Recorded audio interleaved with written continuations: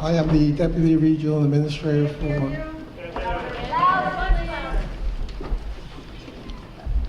How's it now? Okay.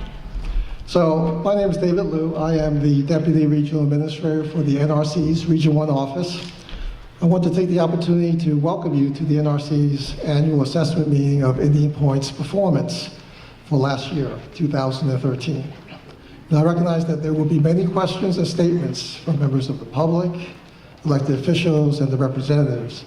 So I will only take a few minutes to introduce a few folks here and make a couple of short remarks. At the table, I have brought some of the staff of Region 1, including Mike Scott on my right.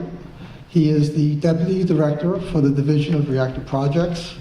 Mike has responsibility for all the resident inspectors in the Northeast. I have on my left Art Burrett, who is the branch chief in the division and has responsibility for oversight of Indian Point.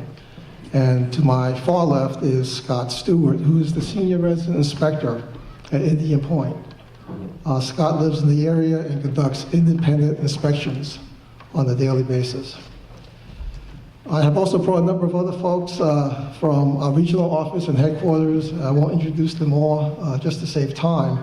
I do want to introduce you to the other two resident inspectors who have been stationed at the site, Garrett Newman and Ami Patel. Now, we brought all these individuals here tonight to provide answers to as many questions as we can. Now, for those that we don't have immediate answers, we'll follow up and get back to you. Now, we have taken some of your feedback in the past and no longer have a specific presentation to discuss plant performance. That said, I hope you took advantage of the open house that was just conducted to discuss our assessment of the licensee's performance. And additionally, we have slides of our assessment in the back in the other room with contact information should you have any questions. Now, with respect to Indian Point's performance in 2013, the two plants operated safely with no issues greater than green, which means issues identified were of low significance.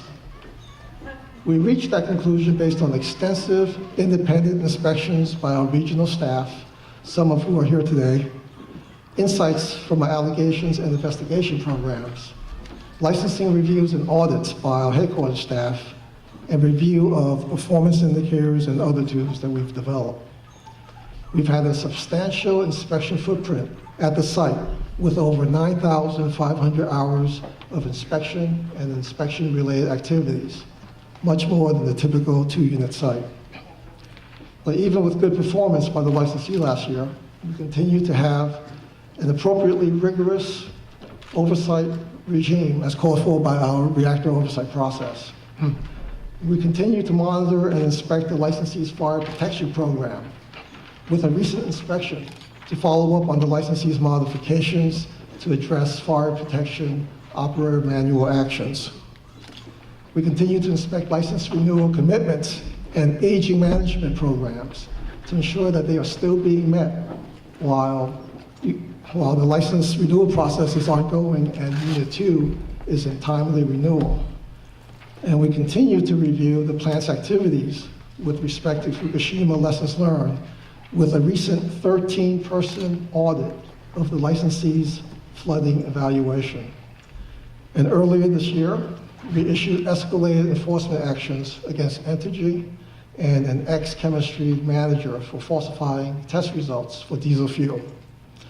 For that issue, our staff investigated the issue, shared our results with the Department of Justice, coordinated with them on the criminal and civil actions. And again, we do extensive amount of inspection and oversight at the site. And we will continue to do that to ensure that the plant's operating safely and that the public health and safety is protected. With that, I can welcome you, and I'm going to turn it over to the facilitator, Michelle Mock. Good evening. My name is Michelle Mock. I'm a neutral outside party. I've been brought in by a company called Suntiva, and I am absolutely honored to serve as your facilitator this evening. I would guess there are probably about 300, maybe 200 or 300 of you here this evening, and over 80 of you have put in forms and requested to speak. I want nothing more than all of you who have asked to have that opportunity. So I'm completely committed to creating a process and hopefully an environment and an atmosphere where we can have as many of you participate as possible. Mic check. Mic check. Mic check. Mic check. A public meeting should have a public record. A public meeting, a public record, and there's no record being kept. There's no record being kept. And I thought the Brandy's were the only class. Thank you, Gary. Okay. So these are your 2 hours. And what I want to do is I want to have as many of you speak as possible. So what I'm going to do is I'm going to, again, offer a process and an atmosphere. And here's how I think we can do this together. We're going to take just a few minutes for a few announcements and introductions. And then we're going to divide the meeting into 2 parts. The first part will have 3 separate subjects. These subjects were offered to me by stakeholders who are here present this evening. We were not asked.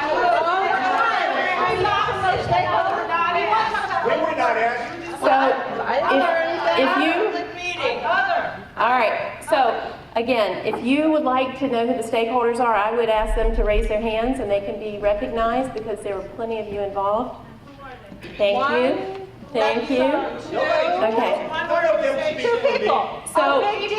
So here's what I'm going to do. So we're going to cover. We want to talk about the issues that we care about, and they're not for you to decide. You don't even live here. So what I'm going to offer is. Poisoned. We're the ones who are getting a higher rate of cancer because of this. We swim in the Hudson. So let me ask you, do you want to do this all night, or would you like to have people come up and speak and really ask questions? We can say what they want to say. We can do that. We're not going to fall in to your agenda. This is a public meeting for the public stakeholders. You are not the person. All right. So I'm going to give you tonight. Let me just try one more thing. I'm on your side. I'm on your side. But I'd like to talk, and you're not allowing me to talk. You can talk. Okay, I'm Are saying, you talking about one of those 3 issues that they've I decided? am talking about an issue. And you just changed the order. It was emergency planning first. But if you are going to scream and holler and yell, you are not going to let me make my statement. That's right. Stand up right now with that. Make it right now. Say it. You have 2 minutes.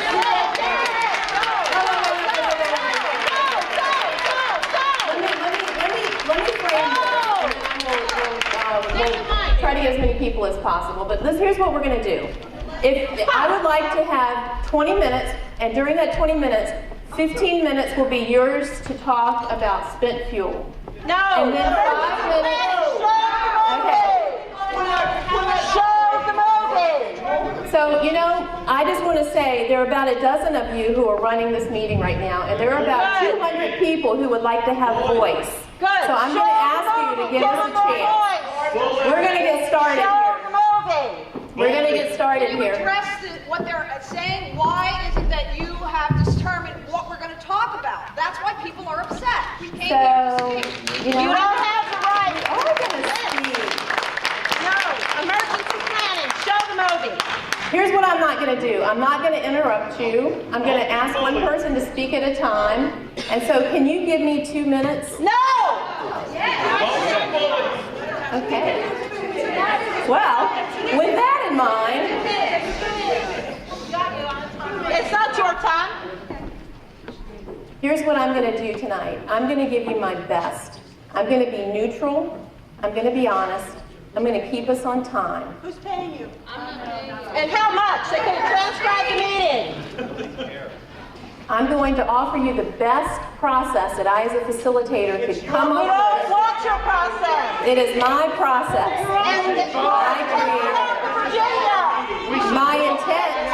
Virginia. My intent We don't want in a creating Virginia the process here. was to offer New more York. people voice, and right now, there's only a dozen people who are really speaking, and I'd like to have about 40 or 50 of you Just have the start time. calling names. That's right. Just start calling the names of the 80 people who put in the card.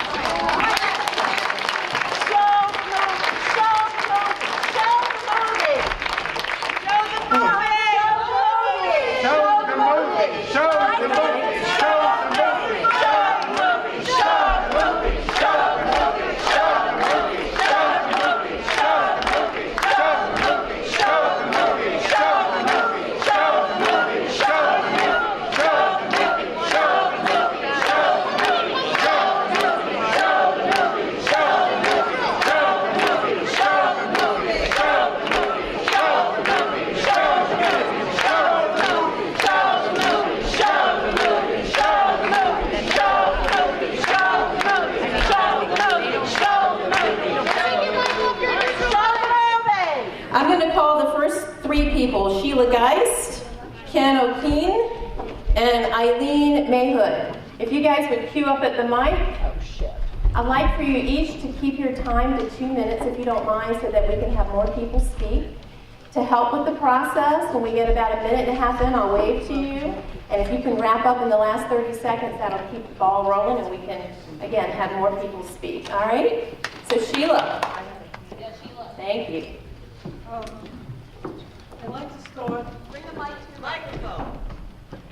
I mean, at the last few meetings that I've been at, there was hair-raising announcements about all kinds of exceptions to safety procedures that were granted.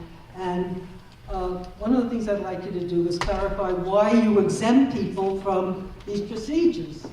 This is something that we find rather dubious as a procedure.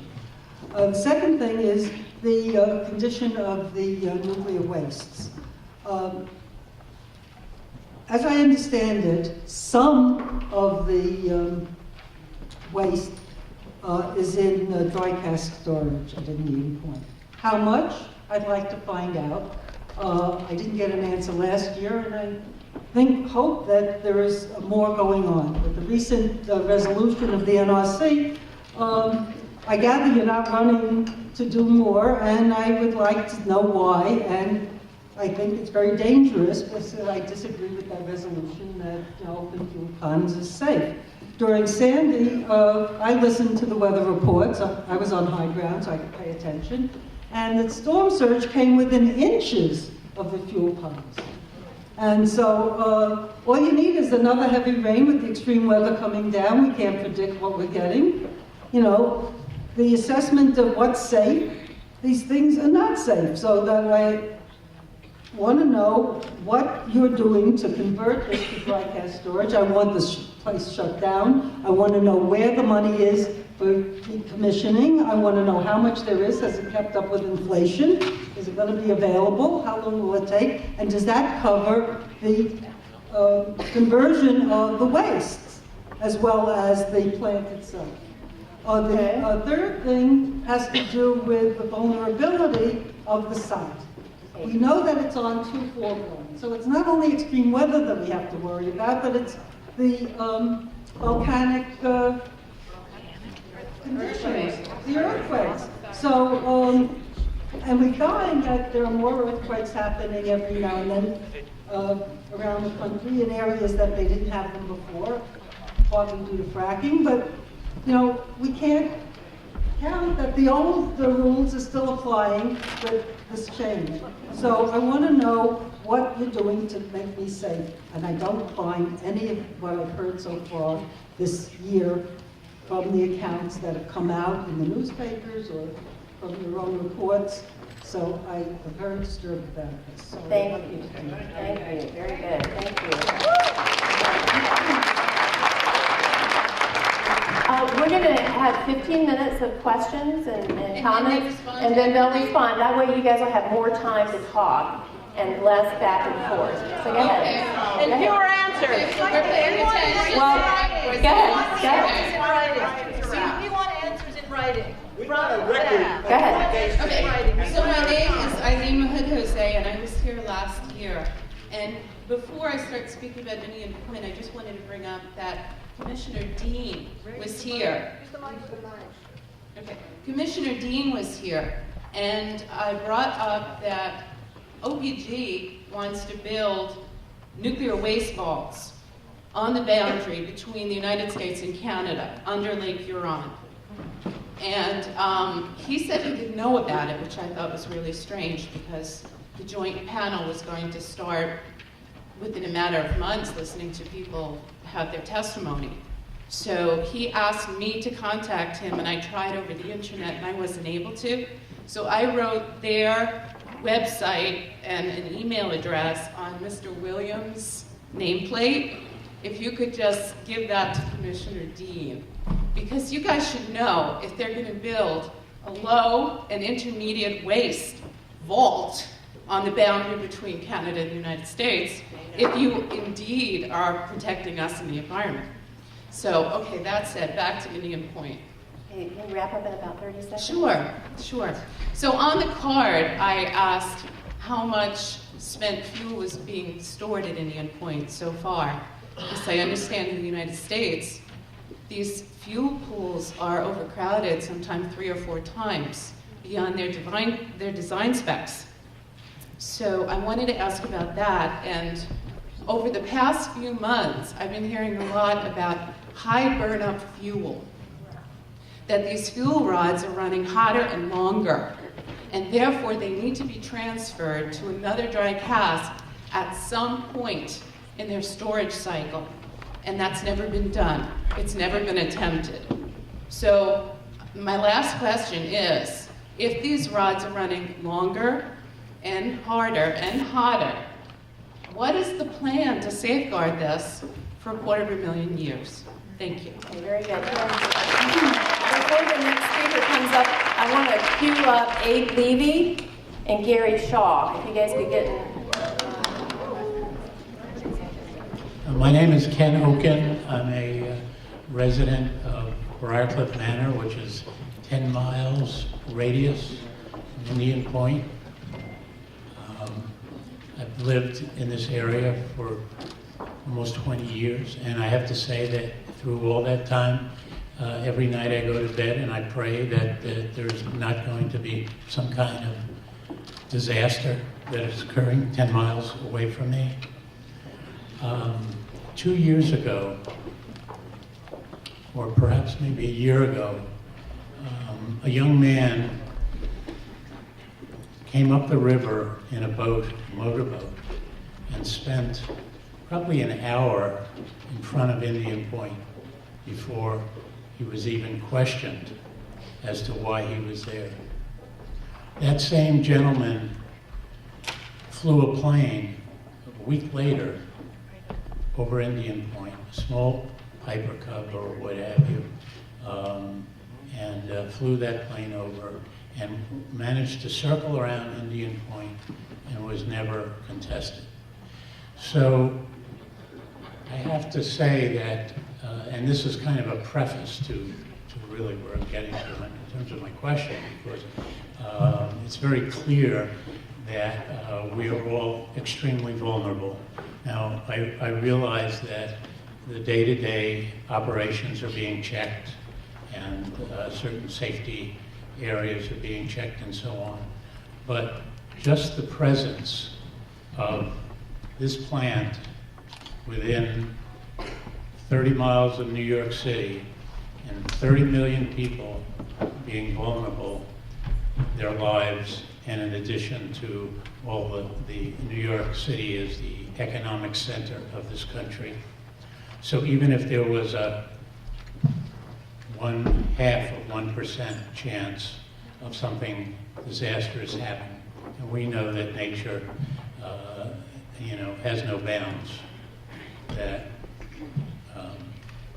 you can see how many people here are particularly worried about this kind of thing and don't want to have it. So my preface to my question really having to do with the containment of the spent fuel pools, which is growing and growing and growing, and as the previous speaker spoke about, and the fact that the spent fuel pool is covered by a corrugated metal roof, which is the roof that typically covers any of these big box stores. Can I get you to wrap up with your Yeah, question? Because okay. I want to get So a lot of my folks question, up tonight. my Thank you, question sir. is, how, as the issues that I have just raised here, how can you address those issues in terms of our feeling safe here? Thank you.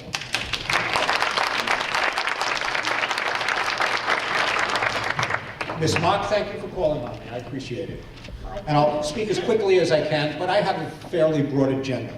And before I ask my question, I want to take a minute to let Administrator Dean, if he had been here, to know that this local homeowner and involved stakeholders is extremely disturbed and angered by your arrogance and disregard for transparency by an agency that proves over and over again that it has placed its charter responsibility to the public far behind its promotion and protection of the nuclear industry.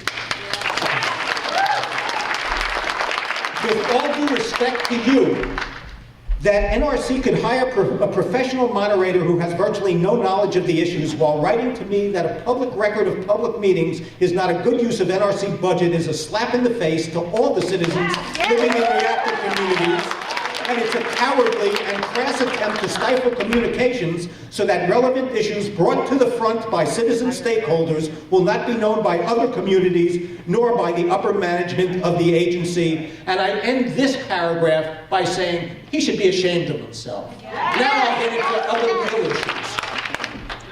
First, as I'm sure you're all aware, in August 2011, a 5.8 magnitude earthquake occurred in Virginia, with the epicenter approximately 11 miles from the North Anna nuclear plant. That event was felt in New York City and as far north as Rhode Island. I am also sure you were aware that that earthquake created ground wave vibrations that exceeded both design basis and operating basis for the North Anna plant. It cracked structures on the site and moved some of the massive multi-ton dry cask storage units. I assume you're also aware that the Indian Point nuclear plant was built in close proximity to the known Ramapo fault, which is mind-boggling to begin with. And then Entergy has stated multiple times that Indian Point was built to withstand a 6.1 magnitude seismic event. In 2008, seismologists of the Lamont Doherty Earth Observatory of Columbia University identified a second fault that intersects the Ramapo within 1 mile of Indian Point, and these seismologists estimate potential for as high as a 7.0 magnitude seismic event. Here are my questions related to this issue.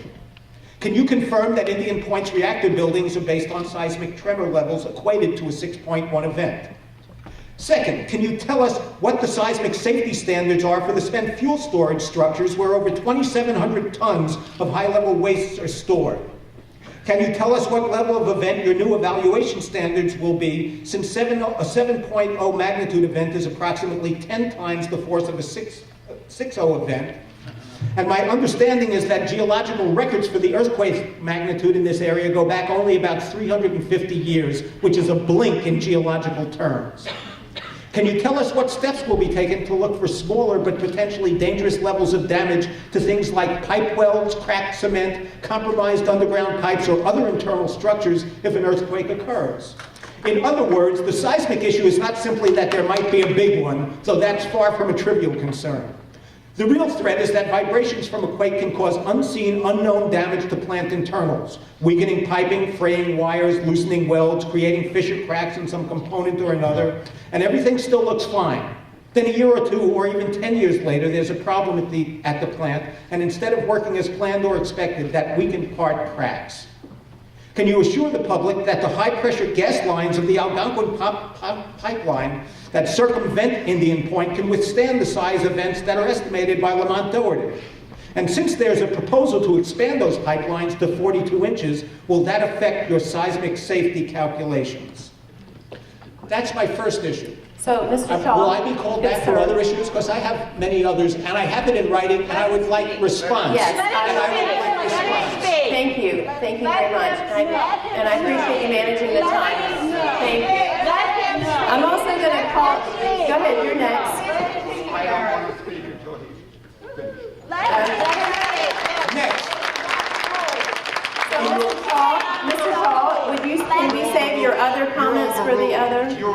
for the other topics, sir? No, right now, let him speak. Let him speak. Well, I'd like for you to get answers, and I feel like we want to Well, I keep all want the you to submit answers. these in writing, but this is a public meeting and the public will hear.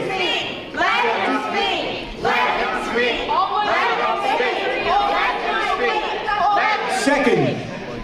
Second, in your probabilistic risk modeling of severe accidents, does the NRC include the outside environment and economic data that should the unexpected happen?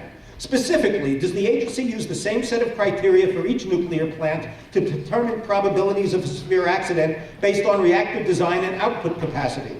In plainer terms, does 20 million people living or working within the 50-mile radius of Indian Point and the $8.5 trillion in real estate value alone carry any additional weight in your probabilistic modeling compared to the Wolf Creek Generating Station in Burlington, Kansas, or the Cooper Nuclear Station in Brownville, Nebraska, both of which have sparse populations and relatively little economic assets within 50 miles? If so, can you explain the weighting system? And finally, since no nuclear plant in the U.S. was ever designed for indefinite storage of nuclear waste, how far above original design basis is currently storage after just a few years? And a 2003 report co-authored by your current chairman, McFarland, concludes that spent fuel storage is safer in separated dry casks than the overcrowded wet storage pools. Why has such a small percentage of eligible fuel assemblies been moved into the safer storage containers? And exactly how many, I would like to know by what factor, exactly how many times above what the pools were designed for is currently stored in the spent fuel pools. And this relates to what just happened last week in Vermont, where Administrator Dean said that those spent fuel pools had 7 times the design basis in them. So I'd like those questions answered, and I'd like them in writing, and I will leave copies with each and every one of you.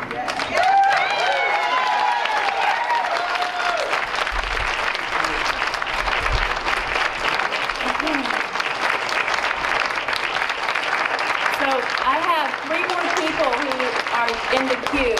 We'll see how your time goes, and if time permits, I'll call the other 3 folks up. Go ahead. Thank you. I'm going to speak to my issues in the order I'd like to. I do also take objection to your telling me which issues I have to address and which ones. Yes, sir. You know, I'm only doing that so more of you have an opportunity to speak. I honor your opinion. That's Who hired fine. Suntiva? I'm sorry? Who hired Suntiva? The NRC hired Santiva. Thank Yes, you. sir. Yes. How much? It's our money. Go right ahead. There are industries that have to plan for worst-case scenarios. One of them is the airline industry. One of them is healthcare. I'm a retired physician after 40 years in this community. And one of them is nuclear power stations. And my concern is that you're planning for optimistic assessments of risk rather than worst-case scenarios.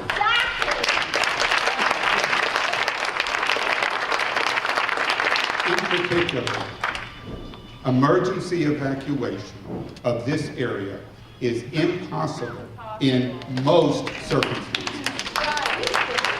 Now, I've heard tonight from some NRC staff who were gracious enough to talk to us before, that the emergency planning would be staged. Well, who's going to tell the 8 million people in the 5 boroughs of Manhattan to wait until the people within 10 miles have left? I can assure you that a significant percentage, if not the vast majority of those 8 million people are going to get the heck out of the New York metropolitan area as soon as they can if there's a catastrophe. And the Westchester County plan, which calls for us to go south, might not work. All right. I-95 was a parking lot this afternoon at 6 o'clock. Interstate 684 was a parking lot north of exit 4 this afternoon. Sawmill Parkway was a parking lot going north this afternoon. So just one day in our lives. evacuation is not a reasonable possibility except under the most optimistic scenarios, not a worst case scenario. So on that basis alone, Indian Point should not be licensed. On that basis alone. It is in the history of regulators, including the NRC, including the companies that operate the plants, like TEPCO in Japan, to provide false reassurance prior to catastrophe and in the earliest stages after a catastrophe. I want to know what you are going to say to your children, if you have any, grandchildren, if you have any, when they ask you, in this case, Dad, Grandpa, what did you do when you had a chance to prevent this catastrophe?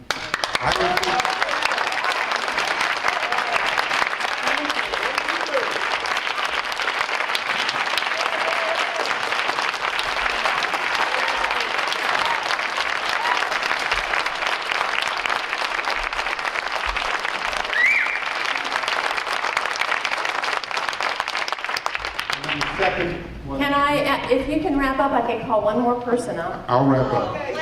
Since I've been waiting 30 years to get to the mic, I hope you'll bear with me about my little. I know that a lot of folks want to speak. Let him finish. We all know that there is no, forgetting the risks of over storage locally, there is no permanent storage for nuclear waste, for high level nuclear waste.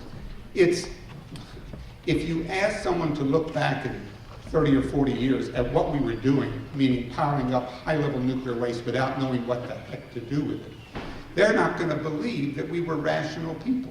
And indeed, we're not being rational by doing it. The Price-Anderson Act absolves Entergy and every other nuclear power plant owner of any liability after $2 billion.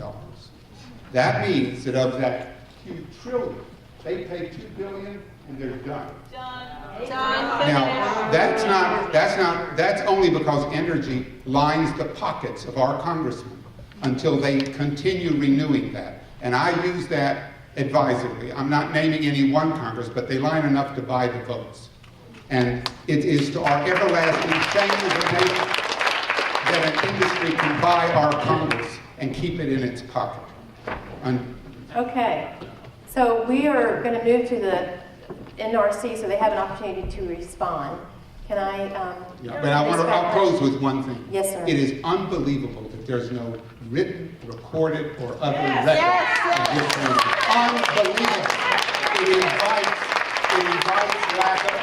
It invites lack of accountability. And I would go so far as to say, instead of hiring Suntiva, they should have used that money to hire a transcriptionist.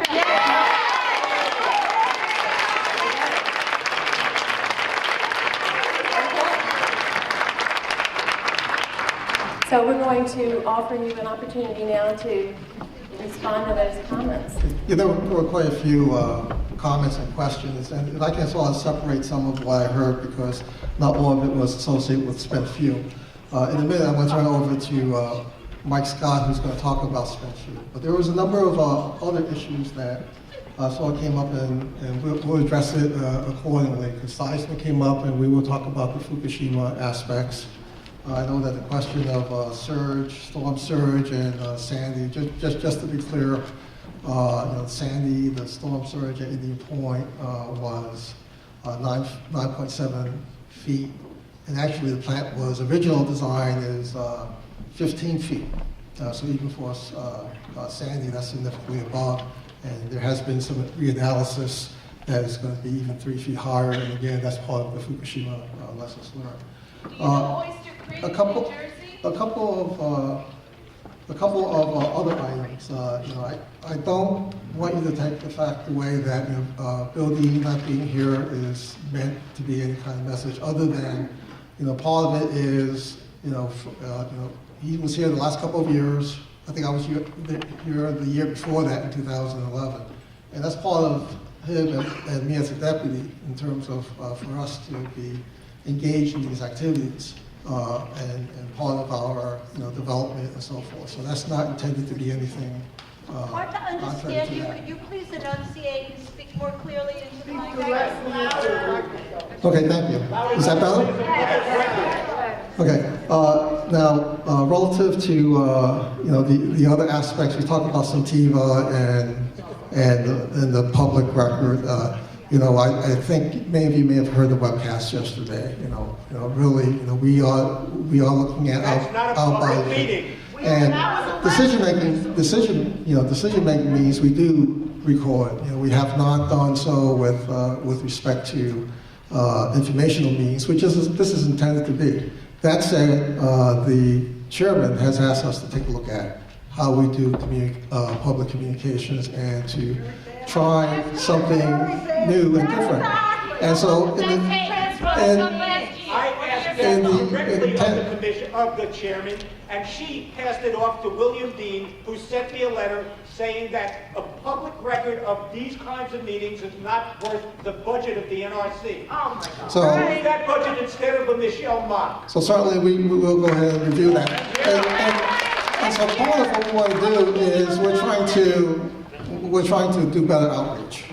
We really are trying to do Lots of luck with that. And when we talk about facilitating, when we look at it in terms of resources, whether it's money or people, we're saving on the people. So, I think our intent, the message I just want to get across to you is, our intent is to try and do better outreach to the extent that we can, and we'll try and answer all the questions that we can in this format. So with that, let me turn it over to Mike to talk about spent fuel. Okay, can everybody hear me clearly? Yes. Okay, great. So as Dave indicated, I am going to attempt to respond to the questions that regarded spent fuel, and I highlighted the ones that I thought fell within that category, so hopefully I'll capture those. The first question, I think, came with regard to how much spent nuclear fuel is in dry storage at Indian Point, and also, I think by implication, how much is in the spent fuel pools. My understanding, and these are approximate numbers, is that there are approximately 1,000 spent fuel assemblies in storage containers in the dry cask storage facility. Each container, I understand, contains 36 assemblies, approximately. So that's roughly, you can infer from that how many canisters are out there. Each spent fuel pool, and these are not precise figures, has on the vicinity of about 1,200 fuel assemblies. So about... How many tons? Do the math. Can't do that math. I don't know how much each assembly weighs. How about a percentage? How much high burn-up fuel is there in that? What's the percentage of high burn-up fuel? The next question that was on here is why was the licensee not doing more to move, or why are we not doing more to require this licensee to move spent fuel to dry storage? You may be aware that the Commission recently undertook an evaluation of the relative safety of dry cask storage versus storage in a spent fuel pool. And the Commission concluded that both methods of storage are very safe. It's whatever you want. The chairman's strong objection to that. The chairman stands behind the 2003 report coming out of MIT that she co-authored along with Bob Alvarez, formerly of the Department of Energy, and Gordon Thompson, who's a specialist on spent fuel, and they all signed off on the 2003 report that said that dry cask storage is far safer than overcrowded spent fuel.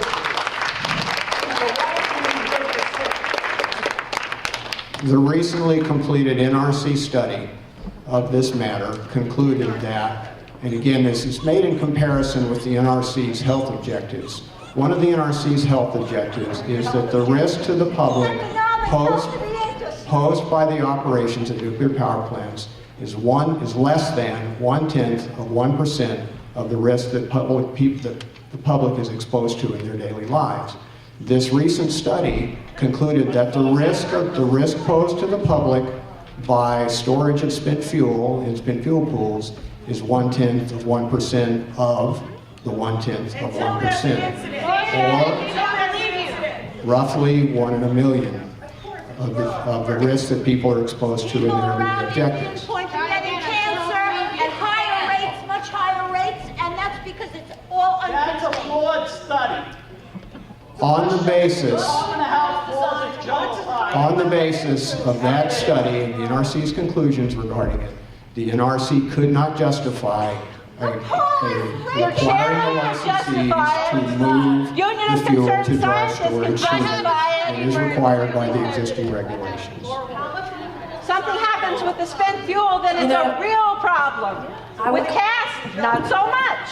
So I feel like some of you want to hear these answers, and I feel like some of you are probably a little less prone to that. So it's hard to answer. It's really hard to answer when someone's talking on top of you. When you're speaking, I really don't want to interrupt you, and I just want to ask you guys to do the same. When someone's speaking, Would you stop just and hold move it. on? So We don't I'm need a gonna- lecture. You're gonna try again. Go back to Virginia. Maybe not. I will. Okay, the next question was with regard to high burnup spent fuel and concerns with regard to that. As you may be aware, high burnup spent fuel typically is speaking of fuel that's been irradiated in cores to the extent of over 35,000 gigawatt days per metric ton uranium. And the NRC has licensed storage containers for high burnup spent fuel. So the NRC would not allow such fuel to be irradiated and or stored in cask facilities if we had not done the appropriate analysis. So the analysis is there to support the storage. Now, the question came up about, let me make sure I get this right. How do we safeguard that for, I think the number that was used was 250,000 years. And as you may be aware, the federal government has had a program to site a repository which would be licensed to handle spent fuel, including high burnup fuel. The government made the decision in 2009 to start that program under a different method of informed consent. Stop making waste. And then that evaluation is ongoing by the government. So it would be correct to state that the government does not, as we sit here today, have an established repository. That's a fact.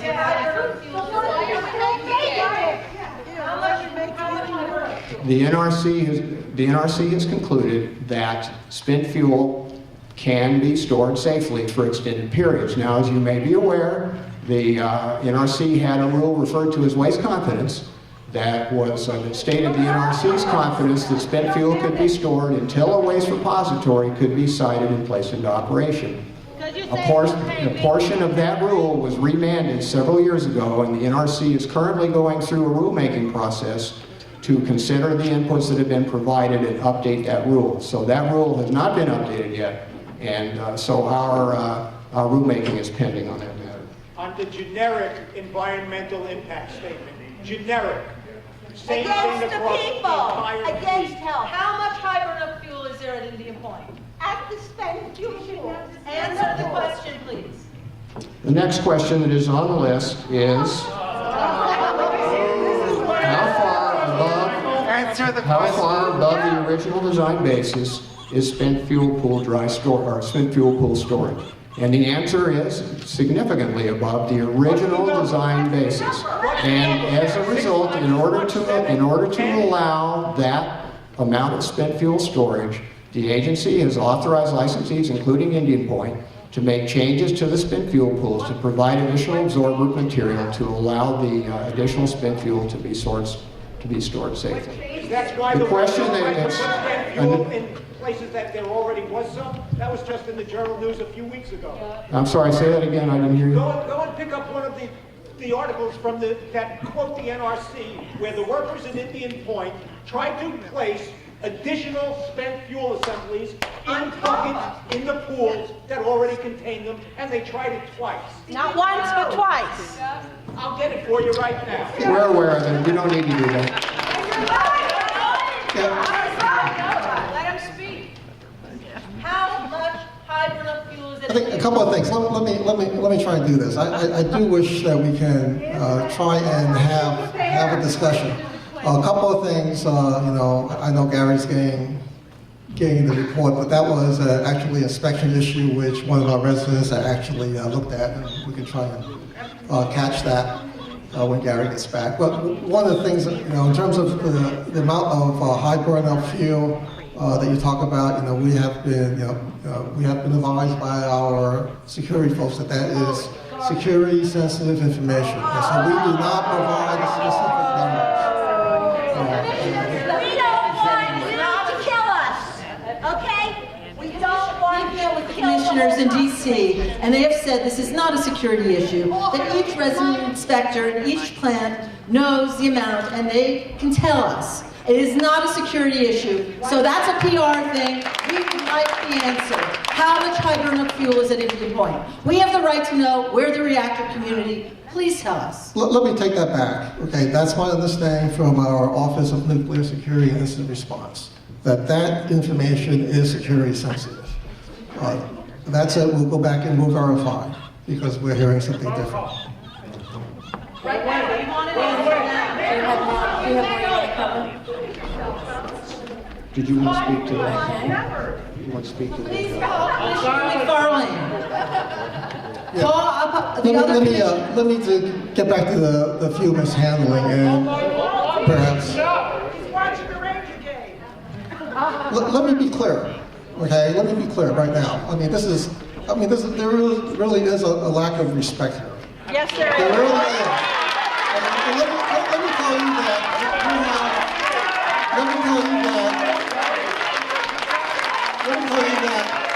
this is a challenge here where we have individuals here who are dedicated and committed to what they do. Excuse me. Okay. Now, relative to the answer, we will go back and take a look. But everything that we've told before we've gotten to this meeting, we reconfirmed that. All I'm doing is I'm going to go back and reconfirm that based on what you just said. But we've asked the question 2-3 times of our security folks before we came out here because we wanted to be able to provide the number. But it was security sensitive.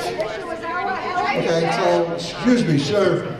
You're having a tough time, and I apologize for you having a tough time. But there's one thing, I'm sitting next to a manufacturer of a pill, a thyroid pill. It's called Iosat. I want to know if you have heard of it or you have it. I want to know from every one of you people if you have it. And I want to know from everybody here if they have it. I'd like to answer that question if I might. I live within an emergency planning zone from a nuclear power plant. I could obtain that material. You're referring to potassium iodide. But you know about it. Now, when I talk to people, I'm a planner of a town here. When I talk to people about this thyroid pill, in case of an emergency, nobody knows about it. There aren't enough in the hospitals. They're not given out by doctors. But everyone in your commission has this or knows about it. Now, we brought down statistics to show how many pills have been sold in this area and what has happened. And if I ask anybody in this audience, are you sitting with this pill in case of an emergency, they're going to say no. Many of them say no. The people do not know about this because, and it is a necessity. Now, I am a planner of a town which is 15 miles away from here. It's called Somers, New York. Okay, we have 4,800 senior citizens living in a place called Heritage Hills.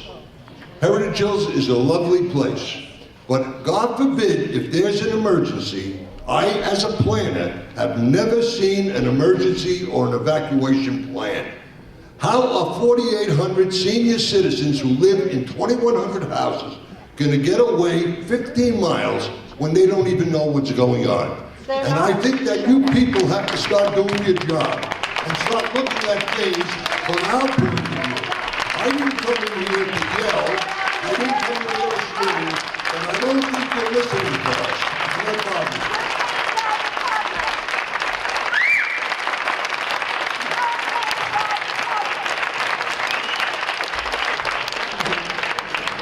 I get an evacuation plan. Evacuation. You want, wait. It's 7:53, their time is up. Go ahead. Let's, Their time is up. I think we were trying to actually make the meeting better. Apparently that's not working very well. Let me take 2 minutes here and let's see if we can maybe take a different approach. Is that okay? No. Folks? Let's take 2 minutes and we'll try and revisit the approach here because apparently we've already gone an hour. I think we've gotten fewer speakers than we intended. And our goal was to try and get folks to, as many folks to speak as possible. So let me take 2 minutes and let me just have a quick discussion in terms of the approach moving forward. All right, thank you. Give us 2 minutes. And I will give you 2 minutes at the end.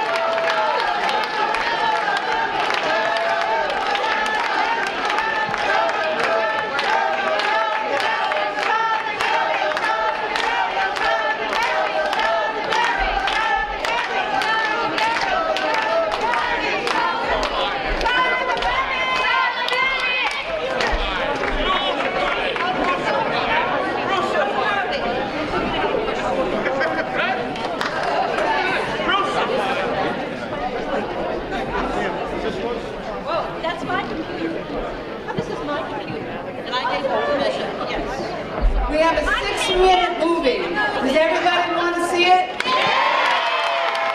I think we need to yield the floor. We are having a 6-minute movie, and we'll help you to see it. Sirs, ladies. Okay, we're back here. This is about the next part of your agenda. So We'll get started again, and let me at least try and sort of set up how I want to move forward. Okay, so if I can have your attention. Okay, what we will do is, we will show the movie, okay? What we also will do is, we'll go back to our traditional, questions, people coming up, and we'll answer the questions as we go. Is that agreeable? But what I would also like to do is, because we sort of got our sequence, if you can bear with me, we haven't recognized our elected officials. And I apologize to elected officials for us not to recognize you up front. So, what we'll do is we'll recognize the elected officials. We will then go through the film, and then we will go ahead and answer the questions one at a time. Okay?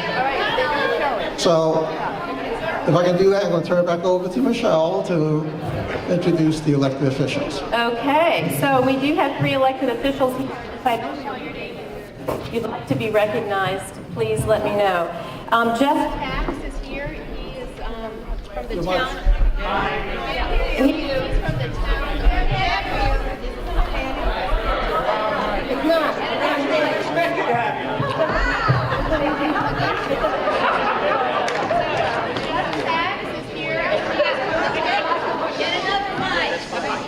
Jeff Tax is here.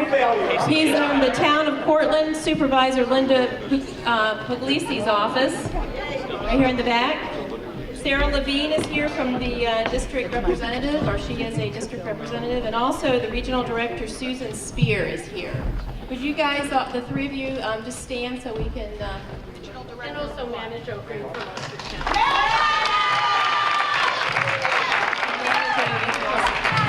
Thank you, Manna. Okay, so I'm going to call up the next three folks. No, because you're showing the movie. Show the movie.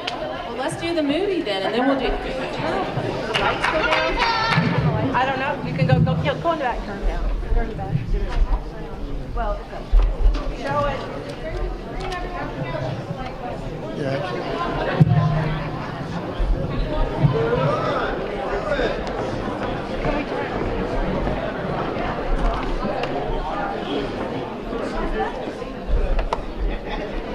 Would you like some popcorn? Got it. Ready to roll? Sure. I'm eating it too. I'm saying. Want some popcorn? All right. All right. Ready? Ready? This is my first year doing this. Much popcorn? What does that mean? Right up your cell phone. Popcorn.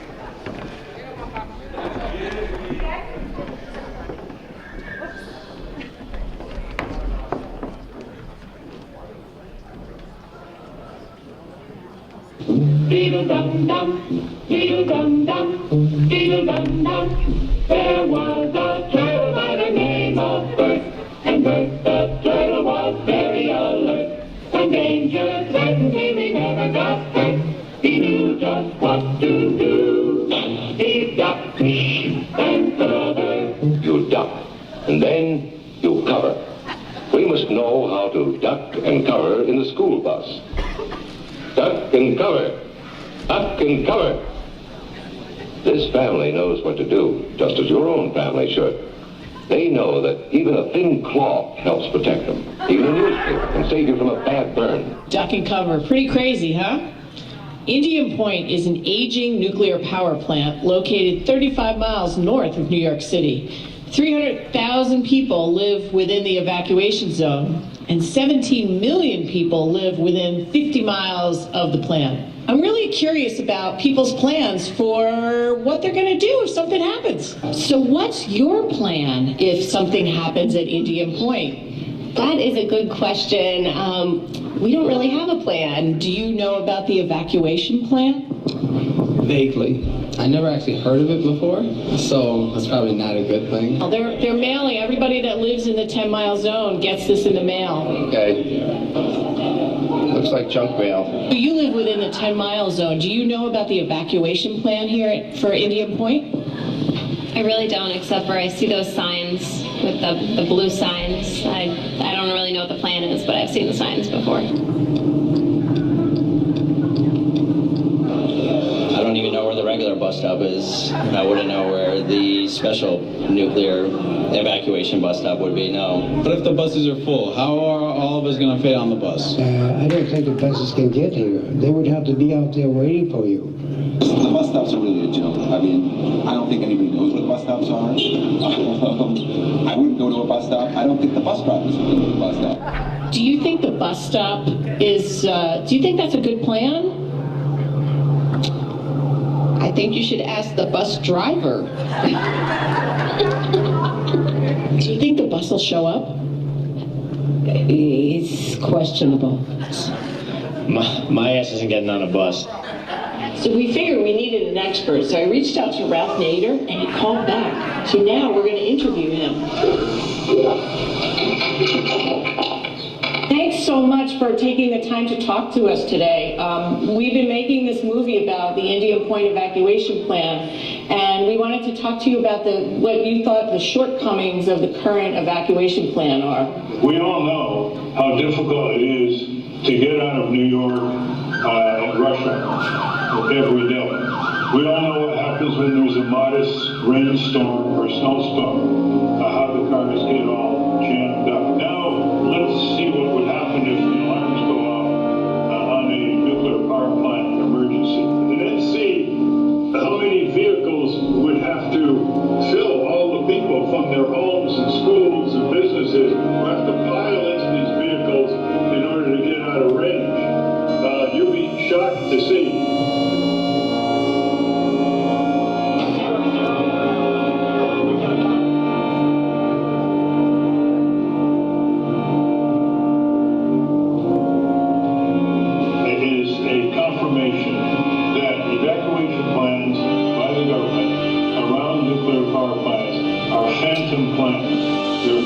on paper, and all the havoc and the panic and all the things that are unanticipated that have to be handled by the first responders have never been actually experienced in a live drill.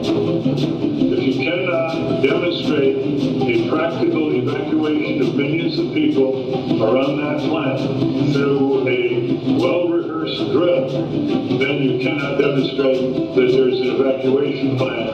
Evacuation plans don't work because they're simulated or because they're on paper or because they're phantom. They only work when there is an actual drill.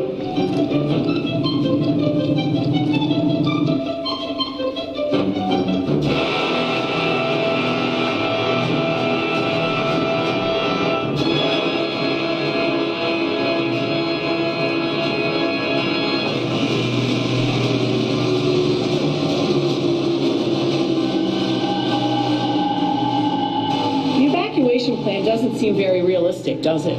There's too many cars, too many people. Do you really think a bus is going to show up? It doesn't matter if you're a Democrat or a Republican. It doesn't matter if you think nuclear power is a good thing or not. We deserve a viable plan to evacuate this area if something should happen at Indian Point. Who's spearheading this effort? Is this the governor or Westchester County?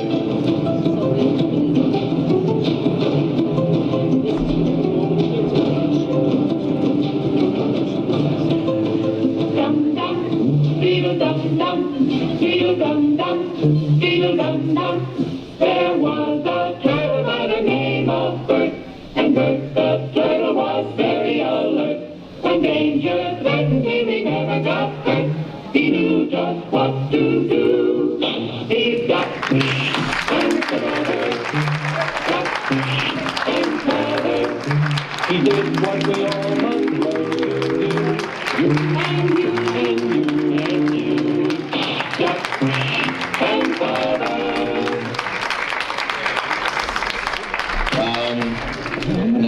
Take the bus under the underground tunnel that we have planned and put it all the way to New York City. Underground tunnel. The one I assume they have.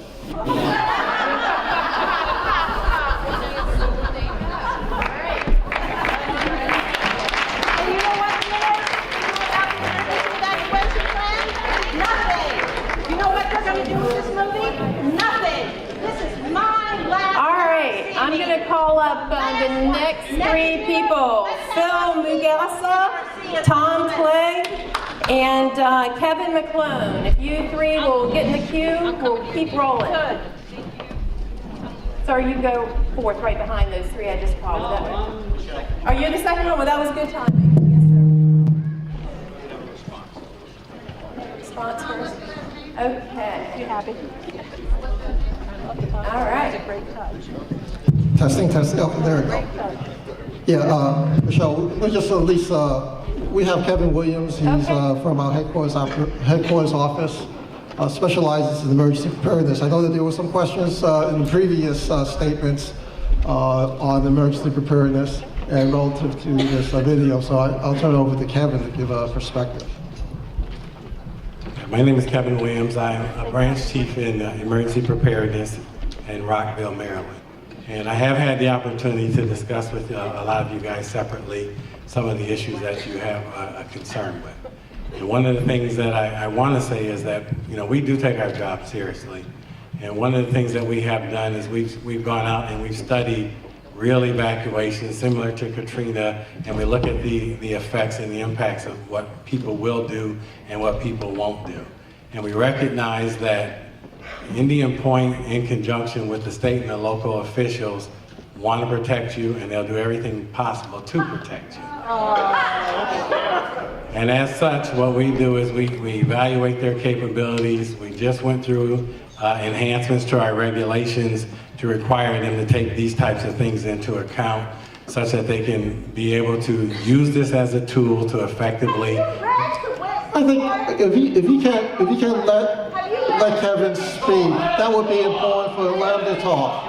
I think we've allowed you to show the film. We've changed the format. let's try and have a little civility here and give him a chance to talk. Thank you. And through a variety of options, we do work with FEMA. We also work with the licensee to ensure your safety, because that is our mandate. You know, the whole reason... Let him finish. The whole reason that we come out here is because of you. And as Doug as Dave has said, we take the things that you say, we take them back, and we do take these things seriously. So as we go through our process, these are things that we want to do. And yeah, I watched the film. And what I recognize, and what we recognize is that these things are put in place to protect the people.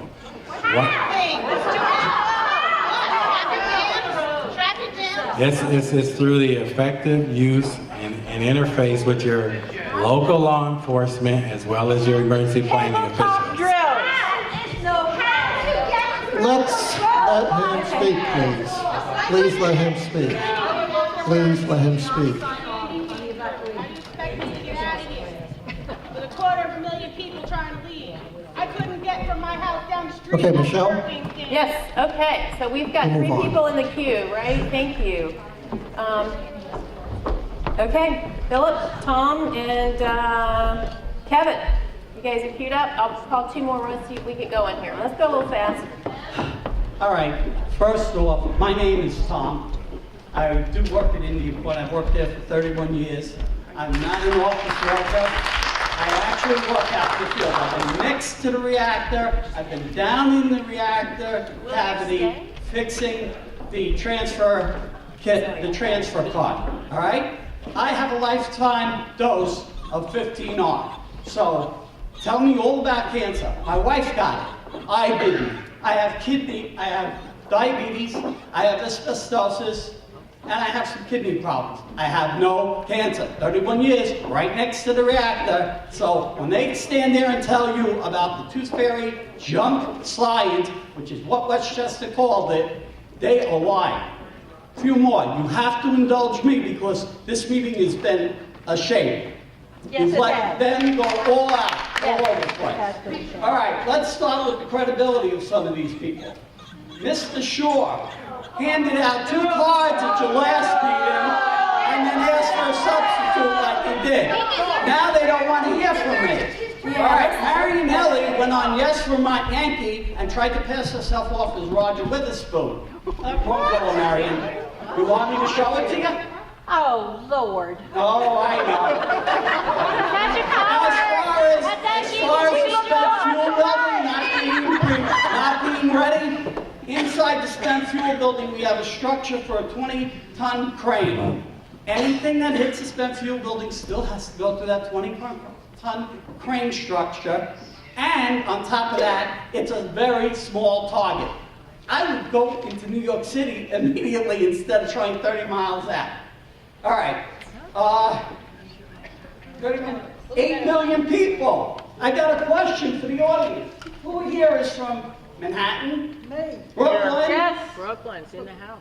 Manhattan, Brooklyn? Oh, out of 8 million people, how many of you get to show up? You know why? It's here. Oh, I don't want to hear it. No public transportation. If there was such a good cause. No public transportation. Okay, can you wrap up in 10 As seconds? far as a tsunami happening at Indian Point, our emergency diesel generators are located on 72 foot, 3 of them. All right? A 40-foot tsunami would not touch them. Sorry, we would have backup power. Thank you very much.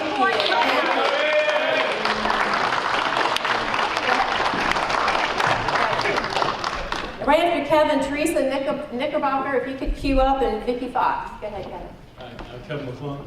Just one question. The peak scale waste power plant is adjacent to your facility.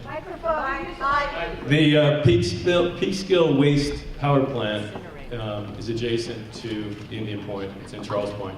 And they're requesting a modification of their permit to discharge, I believe, more warm water into the Hudson. I wonder if the warm water that Indian Point discharges, did that have any impact of both together? If you'll look at that as both together. We need a cooling tower. $2 billion.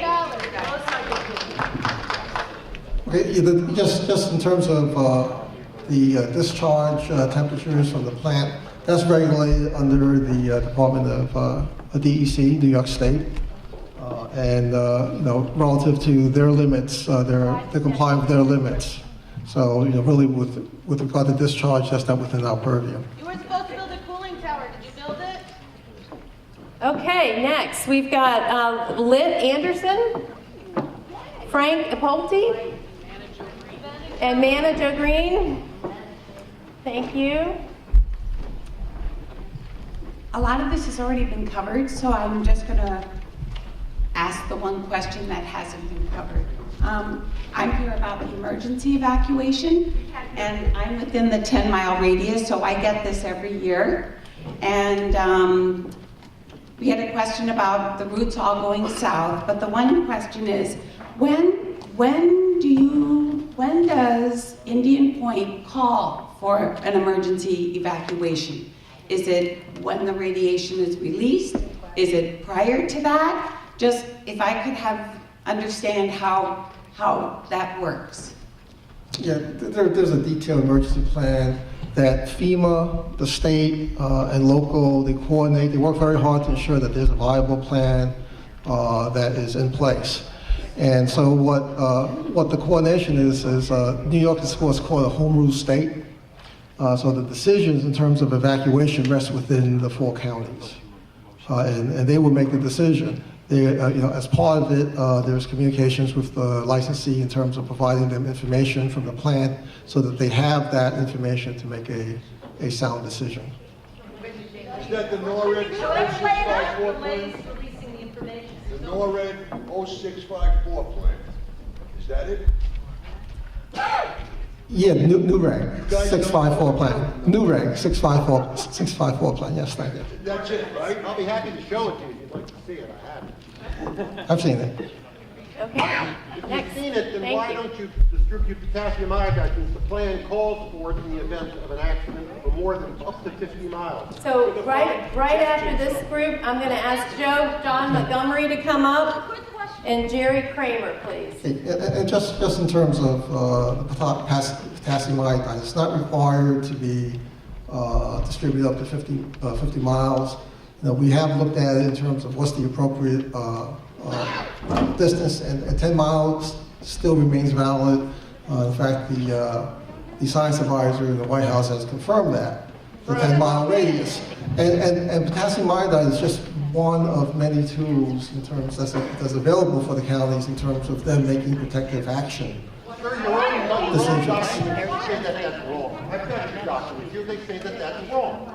Your own documents talk about hundreds of miles from a nuclear plant in the event. That's NORAD 1433.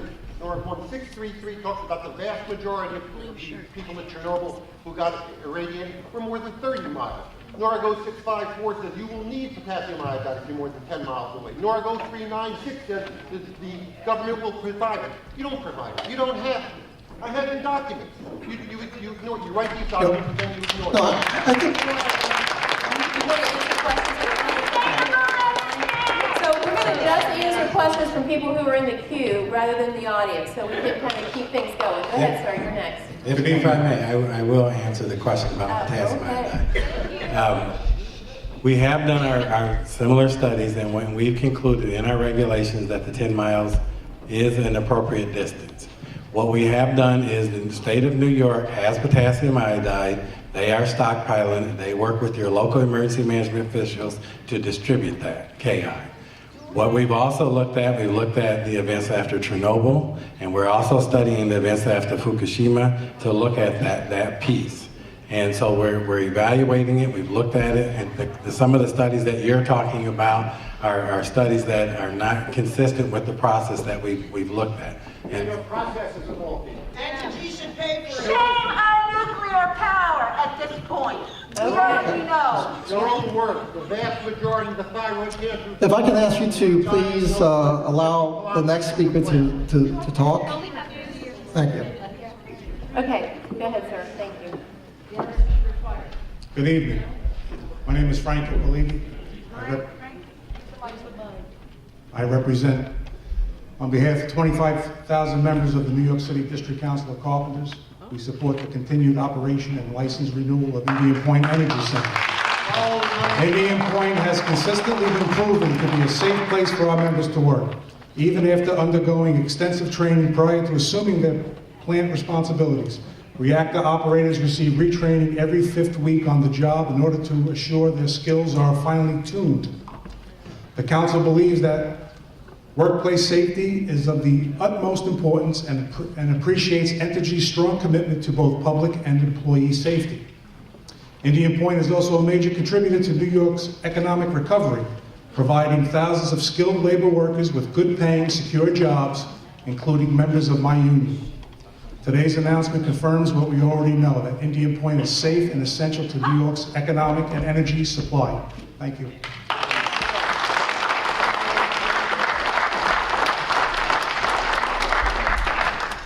Thank you. I'm Manage O'Green. I'm the Environmental Director for Hudson River School Clearwater. And I also serve on the Ulster County Legislature, and most of Ulster County is within the 50-mile so-called evacuation zone. I've been asked twice now, just this evening from reporters, why if there's a green or quote normal safety rating or ranking this year, why Clearwater is opposed to the relicensing of Indian Point. Okay, so yeah, we got through another year. But Indian Point's track record is abysmal, from an 11th month outage in 2001 to leaking fuel pools, leaking fuel pools and densely overcrowded fuel pools, which have been mentioned, the fact that it's at the intersection of 2 earthquake faults, and the fact that there was, and my reading of the papers was an 11-foot storm surge from Sandy, during which the plant was not proactively shut down in a protective way. It actually, Indian Point 3 was triggered and shut down because there was no place for that energy to go. The Entergy claims that they were keeping the grid happening, but in fact, the grid in New York City was pretty much down, and there was no place for that energy to go, so it triggered. But the important thing is, we're in the middle of a disaster. The last thing we want is another disaster at Indian Point, and no one planned for that. So year after year, we come and we raise so many of the same issues.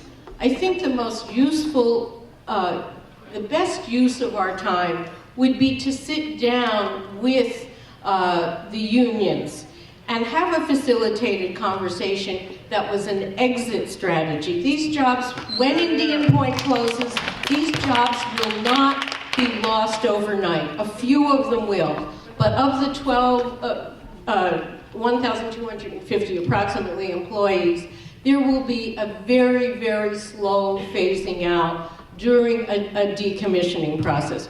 We should be talking about how to safely decommission this plant and how to work with the unions to ensure jobs and to ensure an exit strategy that works for everyone.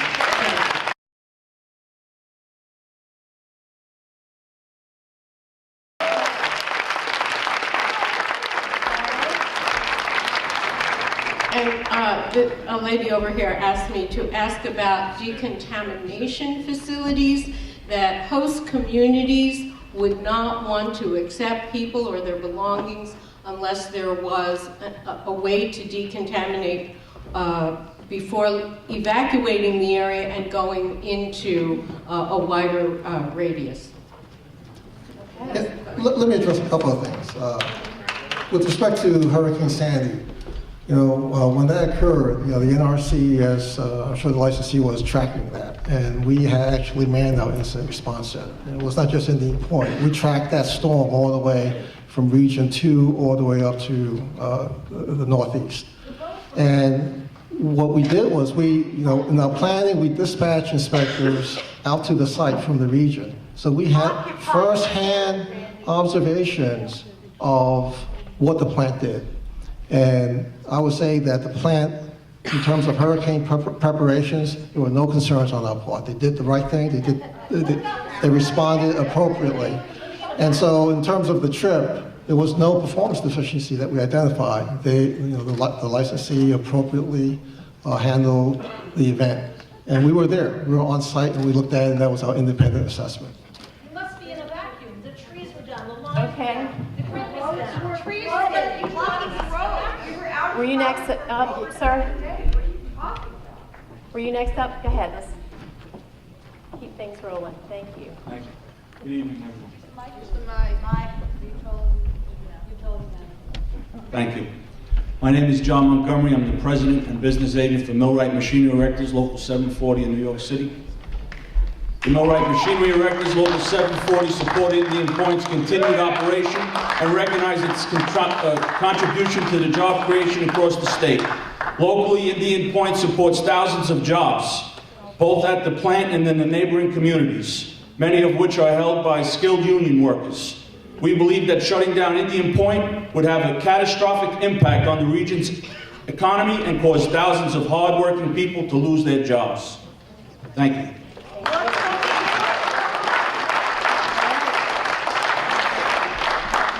I'm going to call up the next three people: Peter Wolf, Vicky Fox, and Marsh Gallagher, please. Good evening. Jerry Kremer, I'm chairman of the New York Affordable Reliable Electricity Alliance. We've testified here before on many occasions. We represent 200 organizations, not just labor unions, all the chambers of commerce in this entire region, a large number of businesses who strongly support the relicensing of Indian Point. Who founded the organization?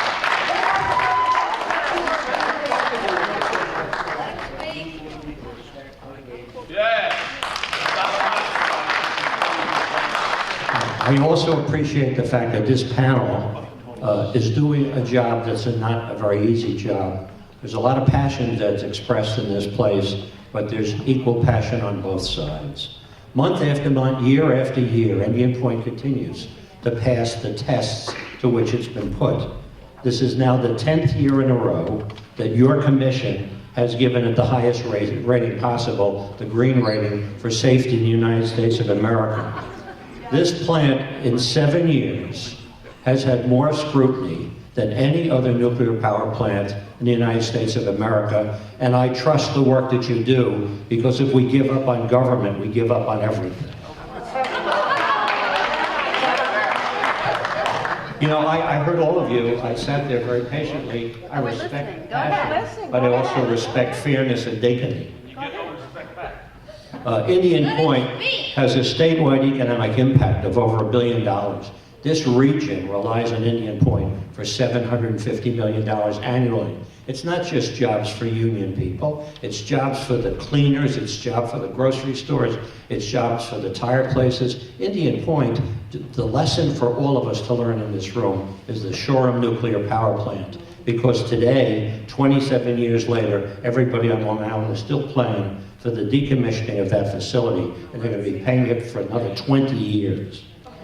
Indian Point also has that much more significance in light of the President's announcement this week that he's taking action to significantly cut carbon emissions by 2030. Indian Point, as the least polluting type of power generating facility, very much fits within the President's agenda. And lastly, I can only say this, that we've sat through these hearings, we respect the passion of both sides, but every objection that's been raised over the years has been answered by technology, by honest assessment and reports, without passion and without coloring the facts. I commend you for the job you have to do. We think Indian Point should be relicensed.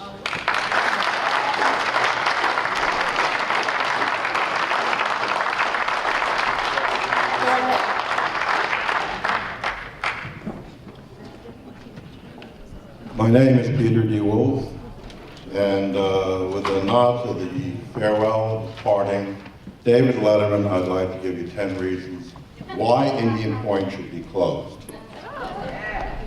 The most important reason is the mismanagement of this facility.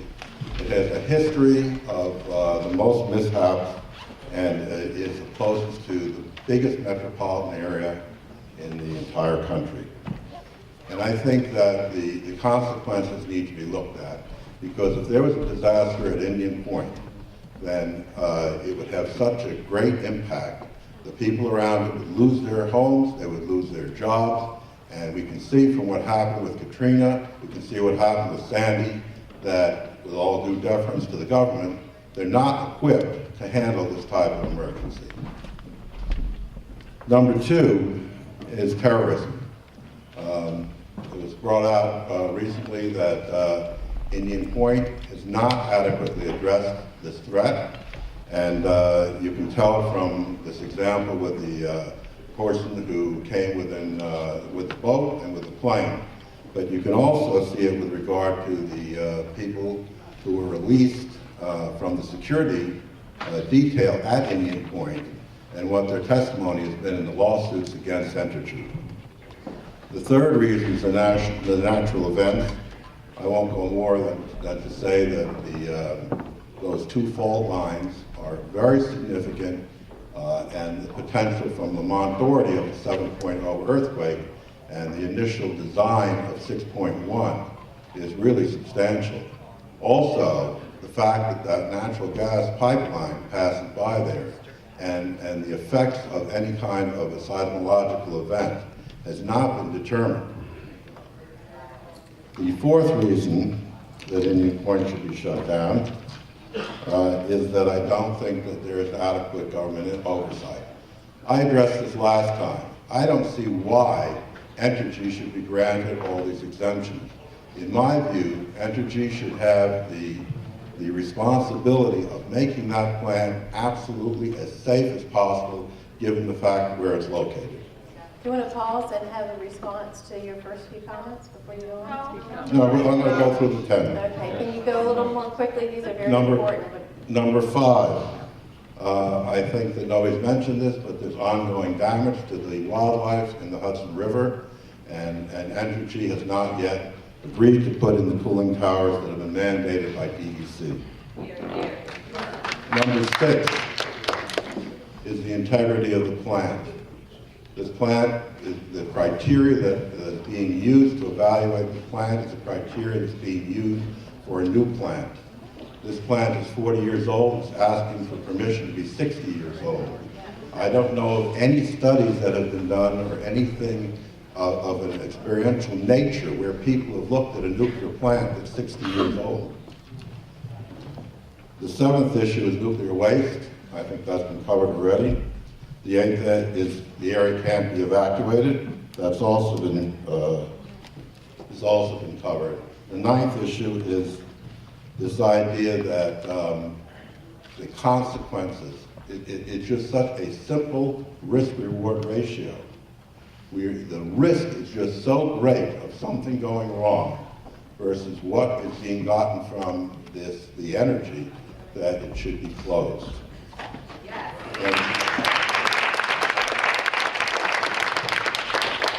And the 10th reason is that we don't need this energy. If you look at the study that was prepared by Synapse in 2011, it shows that this region does not need the power from Indian Point. It can be substituted, and with all due respect to the unions and so forth, those issues can be worked out. But the fact of the matter is that this area can go very well without Indian Point.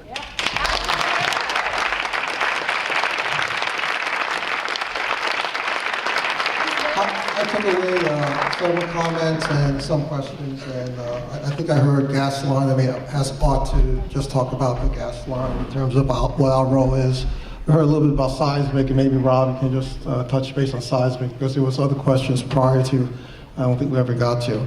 But I think the other broad issue that you talked about is, in terms of government oversight, but let me talk specifically about NRC oversight. I did talk about the extensive inspections that we have. It's not just the 9,500 hours of inspections or the audits, it's the allegations, it's the investigation programs. And it's really a robust process. And part of that process, which we focus on, is not just fixing the problem, but ensuring that the significant issues that occur at a site, that we understand what the systemic issues are and ensure that the licensee is fixing it. And I think that is at the root of ensuring that there's levels of defenses relative to defense in depth, relative to making sure that the plant understands where issues are smaller, to address them, to understand any themes and make sure that they're not systemic. Well, let me just say that at the local level, what bothers me are the exemptions. In other words, there had to be a private lawsuit to get Entergy to change the cabling. The cable was supposed to have a 1-hour fire-resistant rating, and it only had a 24-minute rating, and the NRC gave that an exemption, and it took a private lawsuit in order to get that rectified. But I'm also talking about the fact that it is my understanding that the NRC commissioners are actually selected, that Congress only has the right to vote up and down. So that what really happens is that when, I don't doubt that there are a lot of diligent people. In fact, I accept the fact there are a lot of diligent people within the NRC.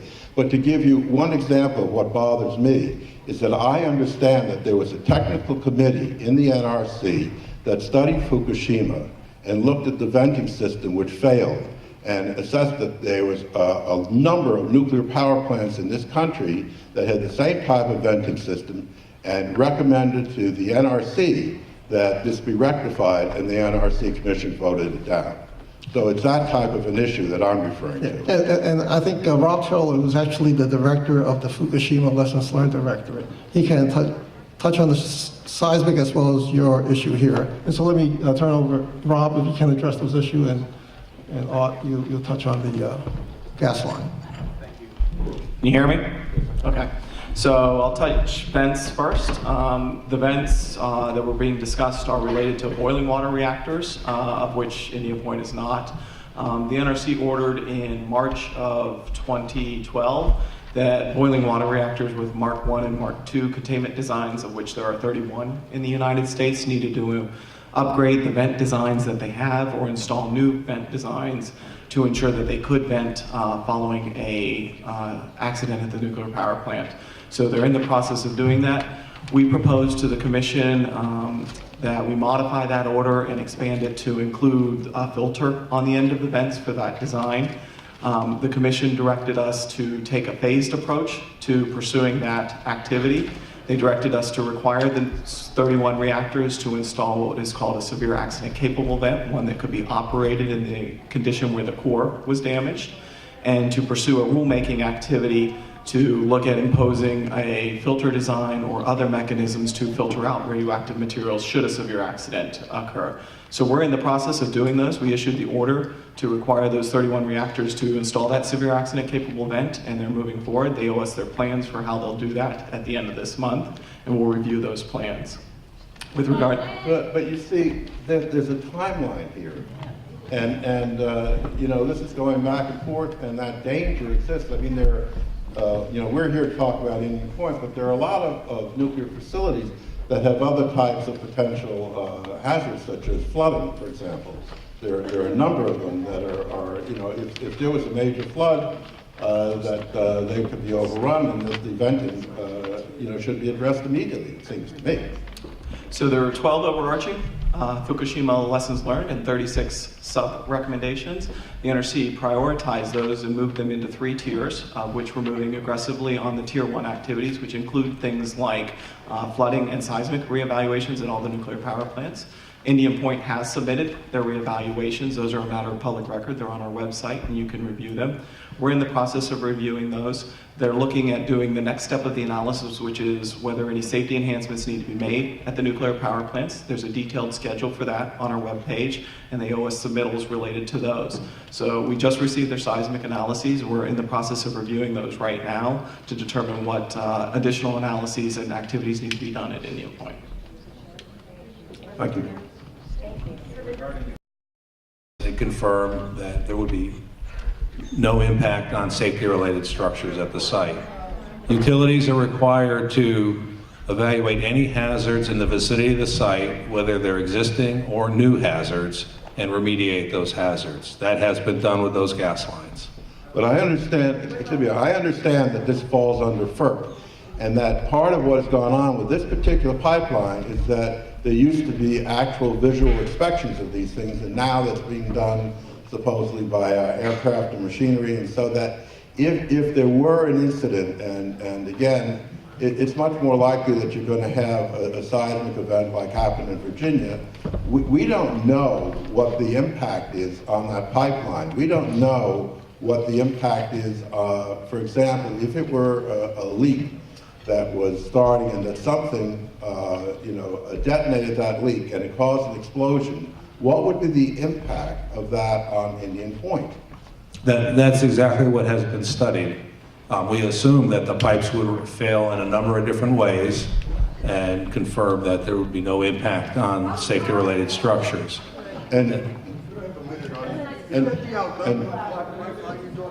That's a new proposed pipeline.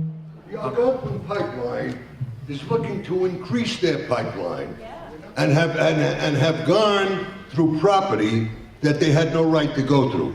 I fought the Algonquin company because they went and said that they were going to have a meeting of homeowners and never notified the homeowners, and were going to double their pipeline going up through Somers, New York, and told nobody.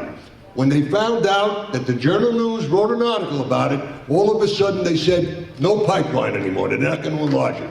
I would like this committee to go and take a look, and if it's the Algonquin pipeline that's up near that nuclear plant, what their interests are they going to enlarge it?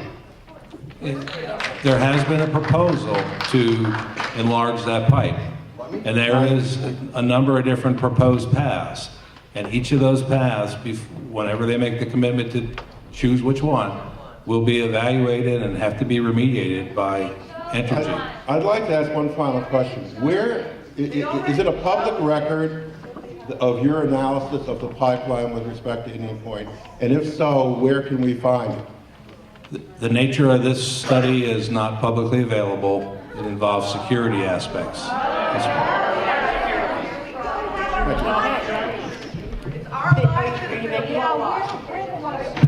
And let me just be clear. We don't have any stake in this gas pipeline. We don't care whether we're not supposed to have any stake. The only equity that we have in this process is if whoever authority authorizes whatever, if it's built, it has to be safe. It has to not impact Indian Point. And that's our only equity. That's what we will reveal. And I just want to make that very clear. Good evening. My name is March Gallagher, and I am here as an individual, not representing any organization. I live within the 50-mile zone of Indian Point. I have my IOSTAT bills, really happy to know. I'm also an Entergy shareholder, and I had the pleasure of attending the annual meeting in Jackson, Mississippi, and speaking directly to the shareholders, board of directors, and senior management. And I want to share with you some of my comments to them. My concerns regard seismic risk, terrorism risk, and extreme weather events. And my question here to you tonight is, what is our capacity to address potential 9/11 type events? And I would like you to focus on that. I noticed it wasn't identified as one of the three main areas, so I would consider it to be an other issue. And I know it's been brought up a couple times tonight, but I could use some assurance right now. Thank you. Post 9/11, there was significant activities that the agency undertook to strengthen, make sure that our regulations strengthen the security. We sent out a number of orders. These orders were very specific in terms of abilities to mitigate anything, any event, particularly fire, which is of concern. Enhance a number of facilities, defenses within the organization, and coordination with the broader law enforcement community. And there was a number of activities. These orders were actually turned back into a rule, and that converted to a rule, I think, in the last year or so. So those are in place right now. And in addition, there was significant research and research that was conducted to ensure that that these activities, that these issues would be there to ensure that the plant is secure. Does the rule that was addressed, does that include a no-fly zone around Indian Point? Can you?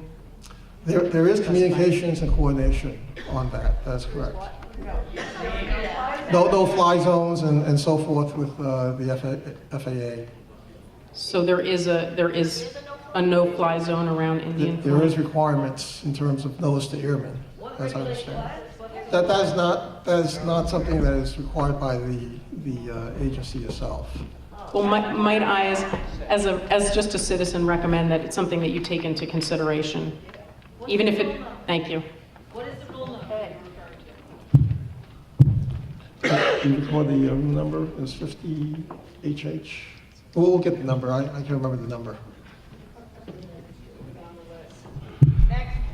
My name is Vicki Fox, and I'm a middle school teacher at a school that is just a few miles from Indian Point, Lakeland Copper Beach Middle School.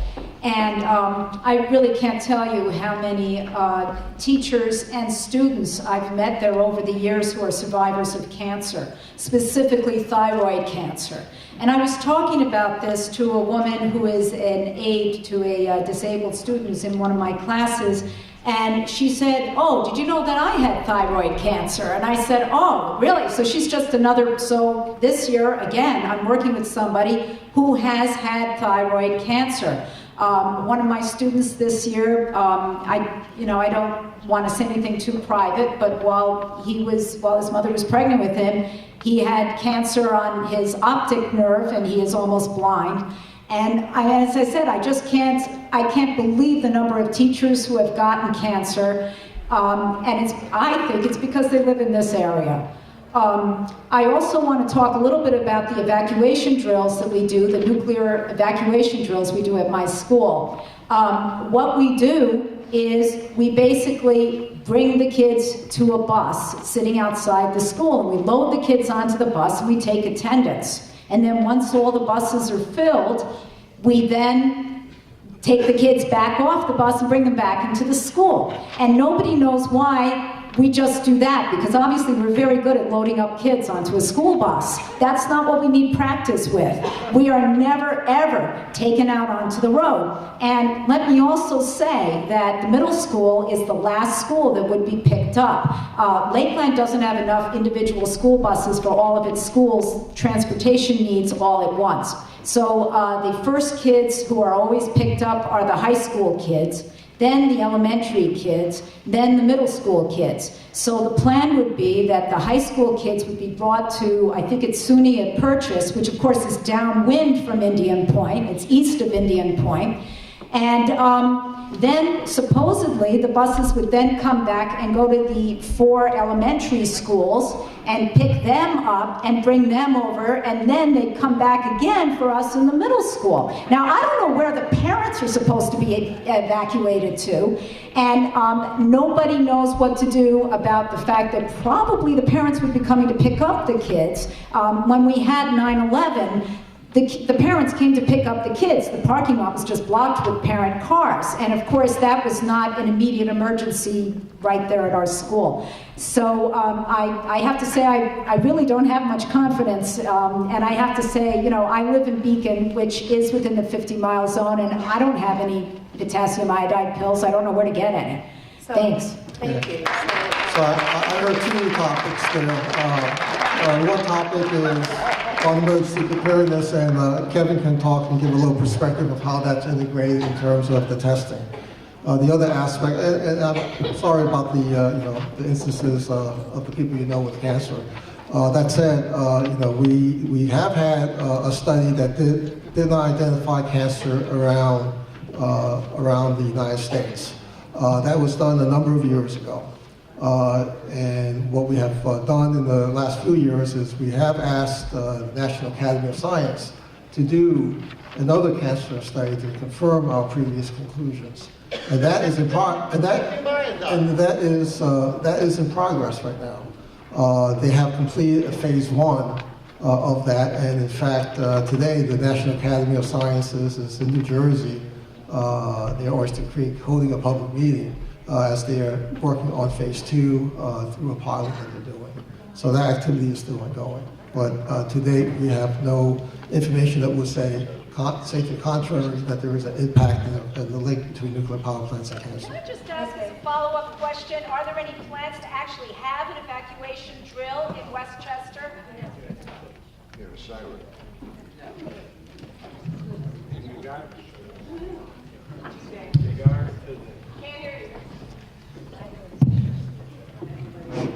In regards to the potassium iodide that you had talked about before, it's distributed. We provide potassium iodide to the state of New York, and the state of New York works with the respective emergency management agencies to distribute that in the event of an emergency.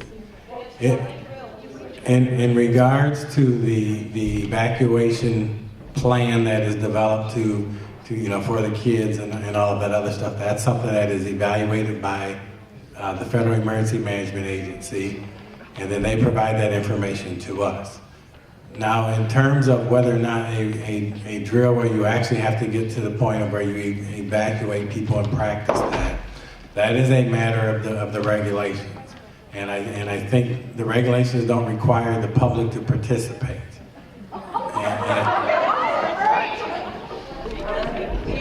So Jerry and John are in the queue. What's your name? Felicia, can I talk? Okay. Where's Jerry and John? We've got you guys queued up next. I live within 5 miles of Indian Point. I have a telephone pole. I see it every day when I go jogging. It says 5 miles. It's about this big. Okay? I didn't know. And then one day I was running and I was looking around and I was like, oh look, 5 miles with a radiation symbol. What could that mean? And I had to go home and Google it. I don't get one of those where do I go packets. I actually called the NRC and asked them about their evacuation plan because it just didn't make sense. And I asked the guy, where should I go? And he didn't know. He did not know. How do you not know where I go? I live within 5 miles. Since I found out about Indian Point and all the nonsense that's going on there, I haven't slept at night in 2 years. Someone is awake at my house 24 hours a day for when those sirens go off. When the screen turns black, it says EAS signal. I call Optimum and I say, what is this signal for? Because I want to know, because I will be the first to die. I'm 24 years old. I look like the youngest person in the room, so get used to my face. Because you're going to be seeing me until I close this plant down. I'm going to close it down. I will be there when you close. I will be there every day. I do not sleep. Well, I will be the first person out of the 50-mile radius, and I will be the first one to come back in to help everyone else get out. All right? No. I worked at a nursing home. I asked them in Brewster, within 50 miles, I said, what is your plan for Indian Point exploding? They said, we don't have one. What about the tablets? They didn't have them. You know what I told them? I said, you know what? When it goes down, I'm leaving. And I'm leaving everyone here. That's the plan for all those people in Somers. That's the plan for your loved ones. They're going to be left there. They don't have tablets. They don't have a plan. I know because I worked there. They don't have plans. They don't have it. And we're not staying for your loved ones. I'm sorry. We're not, because we have loved ones too. Neutral party, would you like the mic? I would. What's your opinion on nuclear power? The ladies on the front row are next, if you want to get in the queue, and Maureen Bitter and Donna Stein, please. All right.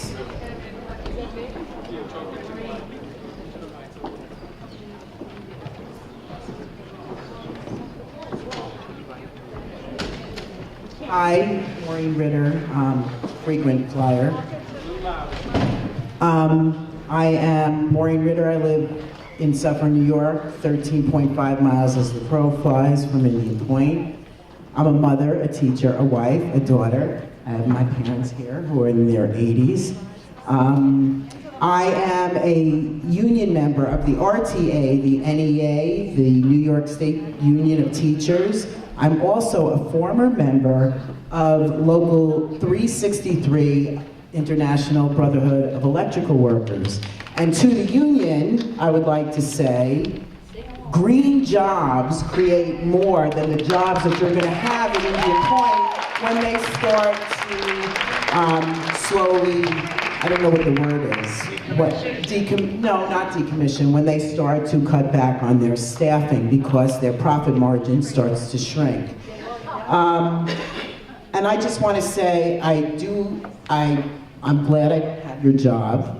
I want to say that, with all due respect, I really resent being up here in Cortland Manor tonight when we need to be down where people can reach us. I don't know why you saw the electeds in Tarrytown yesterday and you refused to see us there. We had a schlep up here. I don't know if it's because it's closer to the plant.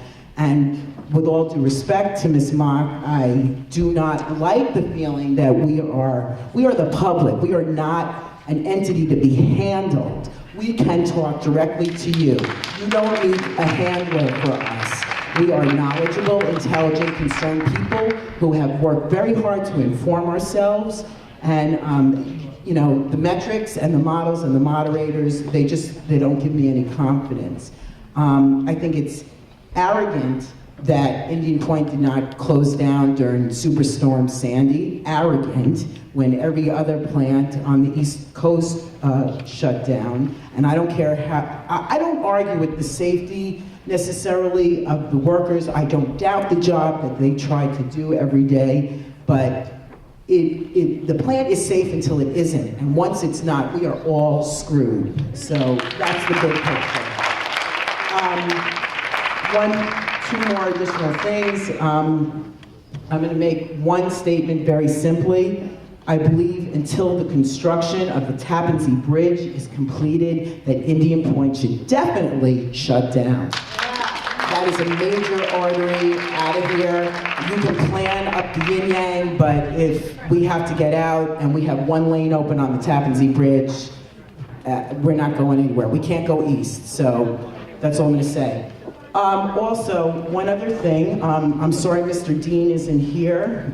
I hope he's not watching the Ranger game. The following list of questions has been prepared by the Indian Point Safe Energy Coalition. These are questions that we have raised for the last 14 years. According to the values page on the Nuclear Regulatory Commission's website, nuclear regulation is the public's business, and this is your quote, and it must be transacted publicly and candidly. The public must be informed about and have the opportunity to participate in the regulatory process as required by law. Not just you paying lip service to us, not giving us the chance to speak. This should be a matter of public record. Because we went back to research when we've asked this list of 30 questions that we will now show you, and we couldn't really research the date because we have no record to refer to. So it is really unfair that you do not record these questions and that they are not a part of the record. I will leave you tonight with a copy for Mr. Dean. I hope you will hand deliver to it. I will have a copy for each of you. The 30 questions range from... Why does the NRC refuse to keep public records of public meetings that identify legitimate concerns? If Indian Point is allowed to operate without a license, then what's the point of having a license expiration date? In the April 29, 2014 letter says Entergy did not report falsified data pertaining to emergency backup generators. In light of this violation, how can the NRC give Entergy a green rating? Yeah. Why is the Entergy staff allowed to ignore technical standards? Where is the NRC oversight? A 2003 report co-authored by Chairman McFarland says dry cask storage is less risky than pool storage. On what basis does the NRC reject that claim? Given the recent decision by NRC that pool storage is equivalent to dry casking, what effect will this have on the transfer of irradiated fuel from the overcrowded pools to dry cask storage? Why does the NRC allow IP to continue to operate in the absence of long-term solutions for irradiated storage? How many metric tons of nuclear waste are currently stored in the pools of IP2 and IP3? Why did the NRC approve the use of high burn-up fuel without adequate research on safe storage? Can I cut you off so we can have more folks speak, or do you want to read all? Do you want to read all? Okay. Okay. We'll be getting it in person. A lot of these questions have already been asked. But who will be responsible for compensating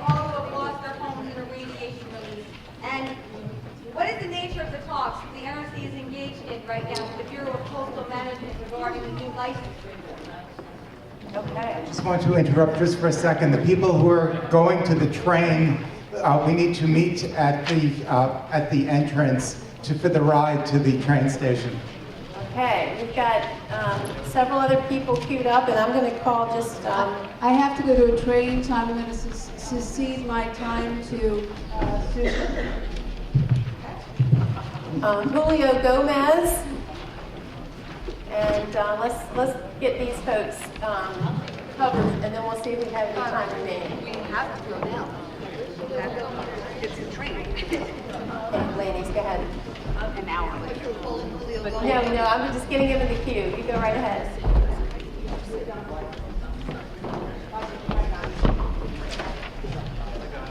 There are only two of my gaggle of raging grannies here tonight. We didn't get enough notice, and some of them are far away. So we're going to speak for all of them, and our songs have also been approved by the New York City grannies.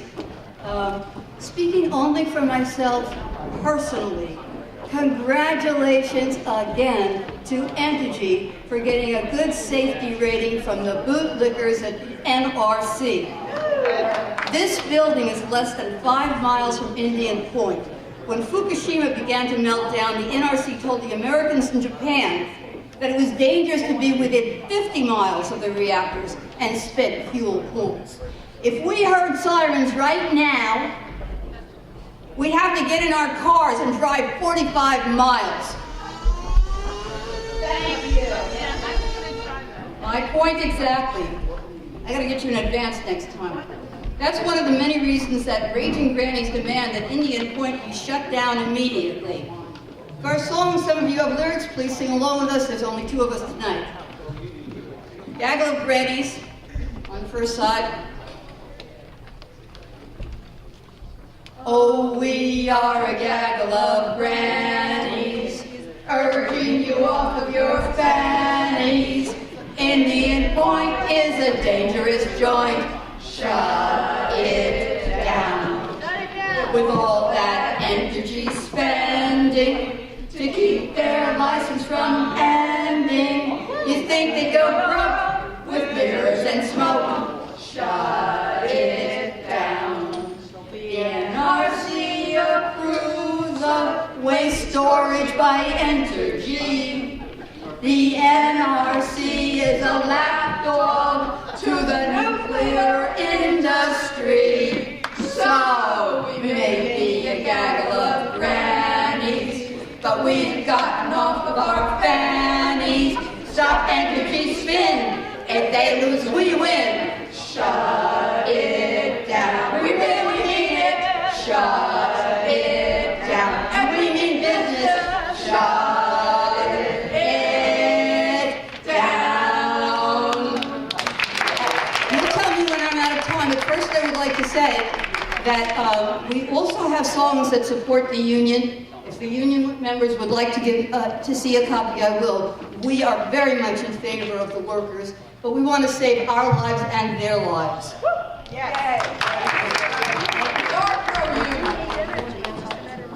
Okay, next song, Shut Down Into the Point. Oh, that's the theme, okay. 1, 2, 3. Oh, Entergy says not to worry, 'cause earthquakes can't happen here, no. But under the Indian Point plant lies a fault zone that's called Ramapo. Look out routes for evacuation. If Indian Point should melt down, go test drive those roads for escaping and learn you can't get out of town. Shut it down, shut it down. Indian Point is unsafe, we know. Shut it down, shut it down. Indian Point has to go. The nuclear waste that is stored here is cause for us all to unite. If only we knew how to do it, we'd shut Indian Point down tonight. Shut it down, shut it down. Indian Point is unsafe, we know. Shut it down, shut it down. Indian Point has to go. NRC rule as you ought to. You know you should issue a ban to save New York State from such horrors as the tragic events in Japan. Shut it down, shut it down. Indian Point is unsafe. We know. Shut it down, shut it down. Indian Point has to go right now. All right. Okay. We're going to call John Kelly, and then we're going to wrap up after that. Once again, I will ask you politely one more time how much high burn-up fuel there is. I know you won't answer it, but it should be answered. And I'd like to know how much spent fuel were these pools designed for? You say there's 1,200 in each now. What was the original design? How much? And I'm very concerned, because I learned from my elected official yesterday at the meeting you held with them, that in March, there was a tritium spike. Well, what's interesting about that, besides that we didn't know about it, that the NRC did not report it, nor did Entergy, nor was it ever in the newspaper, because we have to rely on Entergy to tell our emergency services whether or not there's a spike due to the absolute lack of monitoring by the NRC. It's your job to monitor, to protect the public, so we know whether there's radiation leaks. What's interesting about the fact that there was a spike in March is that we, as citizens, have a citizen science monitoring campaign going on. And with our 10 radiation detectors, we found a spike in March. We knew it was happening. And I spoke with the gentleman earlier, I'm not sure of your name, and he said, why don't you share that information with us? You know what? We'd love to, if you shared your information with us. We would like to have the information on real-time monitoring. Real-time, continuous monitoring needs to occur at this plant, at every plant in the country, but specifically at Indian Point. It's irresponsible.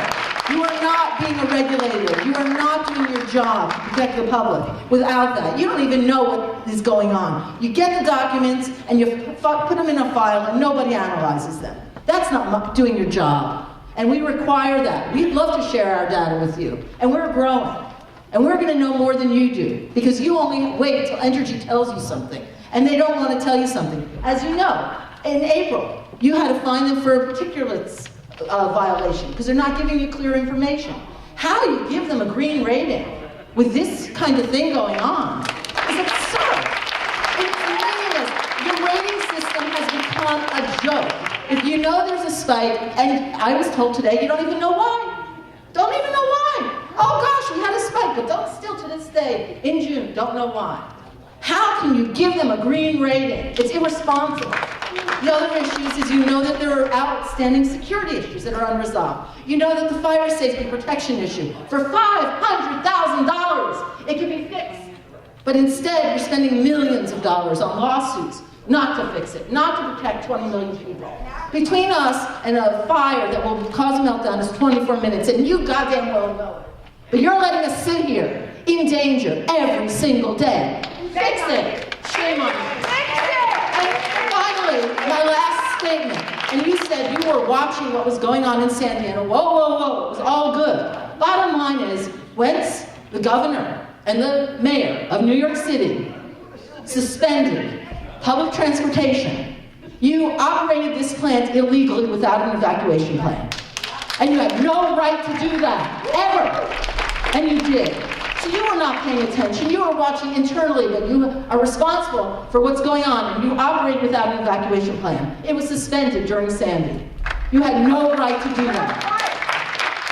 But I still want to know, and I will get the answer one way or the other. If I have to sue you for the answer, I will. I want to know how much high burn-up fuel is in Indian Point. Because you know that that fuel is going to stay in those spent fuel pools longer, because it can't move for at least 10 to 20 years, because it's hotter. It's different. You don't even know what it's doing to the reactor. It hasn't been studied. It's just being studied now. I met with engineers down at the NRC who are studying it. And with the DOE. And they're just studying it now. They do not know. You do not know. You cannot tell us that you know how that high burn-up fuel reacts with your machinery, or how it reacts in dry cast, or whether it can be stored for more than 15 years. You do not know, and every bit of that fuel should be stored as though it's damaged goods. It's damaged fuel. And if you don't store it that way, you're endangering not only our lives, but the lives of the future. Thank you. Questions in there. I'm going to try to see if I can tackle it. Now, I will ask Jim Noggle to talk a little bit about tritium. There was a number of other topics, and let me try and make sure I share. There was a spent fuel topic as well. I'm not sure if you're ready to talk about it. Well, a couple of things I just want to make clear. When we talk about high burn-up fuel, I think you need to recognize that it was the NRC who initiated the research and has been conducting the research and looking very carefully at the issues. And that was.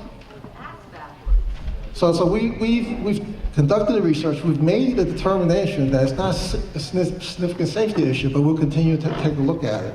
And so it's not true that it has significant safety issues associated with The spent gentleman fuel. who's in charge of, excuse me, I'm sorry. The gentleman in charge of doing the research for you about dry storage for high burn-up fuel actually doesn't think radiation is dangerous at all, in any manner. So how can that person be in charge? And I don't know what context that discussion was, so I'm not going to talk to that. You can certainly take a lot of statements in different contexts. I think relative to Sandy, I think we have requirements for when licensees shut down based on winds, based on other factors, environmental factors. Okay, Sandy, relative to Sandy, one of the units did shut down due to grid disturbance. Okay, before they started up, part of the process is to get assurance from the counties, the state, and FEMA that an evacuation plan was viable. And that was received before we would allow the licensee to start up Unit 2. So, We're talking about before. no, I'm talking about afterwards. I'm talking about after Hurricane Sandy. During the storm. You had no evacuation plan during the storm. There was no public transportation. Metro North, Westchester buses, New York City subways, all have been shut down far ahead of the storm surge, and you guys weren't proactive, and it resulted in a scram. That killed the plan. That killed your plan. You no longer have an evacuation plan that was viable. That was not even viable. We know it's not viable now. You had no evacuation plan that existed at that time. It relies on public transportation. That's the point. New York City subways were shut down a day and a half before Sandy hit. It relies on public transportation. Yeah, and you have to go back to the evacuation plan and the assessment, the 10-mile EPZ. I'm not sure that goes down to downtown, but that's a separate issue. Jim, you want to talk to Trivia? We are trying to share information with you, and we're grateful that you have a citizens network that have radiation measurements.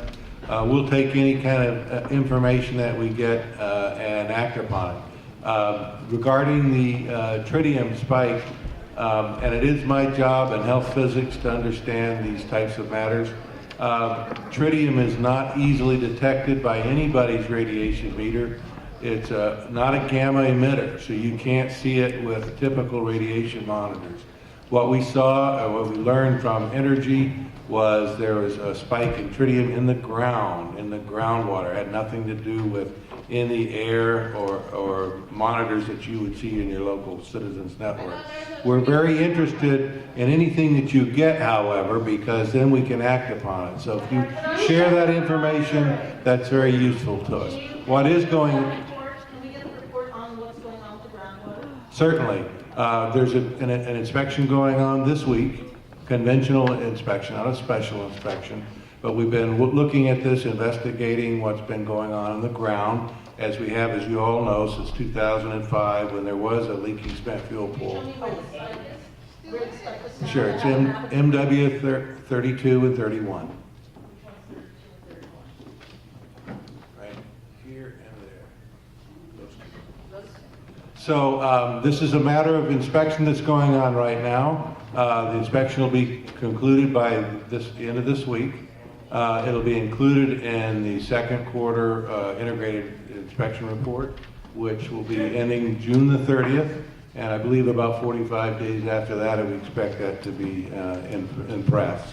So we will have documentation on that tritium spike in that report, I promise you. Do you realize there's a drinking water plant being proposed 3 miles downriver? Proposed is one thing, and actual drinking water is another. Thank you. So I'm really sorry we didn't have an opportunity for all of you to speak tonight. We have our last question. You made it where this is completely impossible to get to. May I speak, please?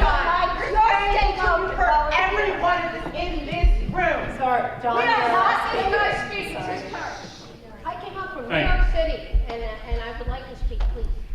My name is John Kelly. I live less than 4 miles from the plant. I've lived there since 1971 and worked at Indian Point for over 30 years. I've raised my family there. I retired 10 years ago, and I still live there because I know the plant is safe. I worked inside the plant for many years as a radiation protection manager, as noted earlier, as a health physicist, as a certified health physicist.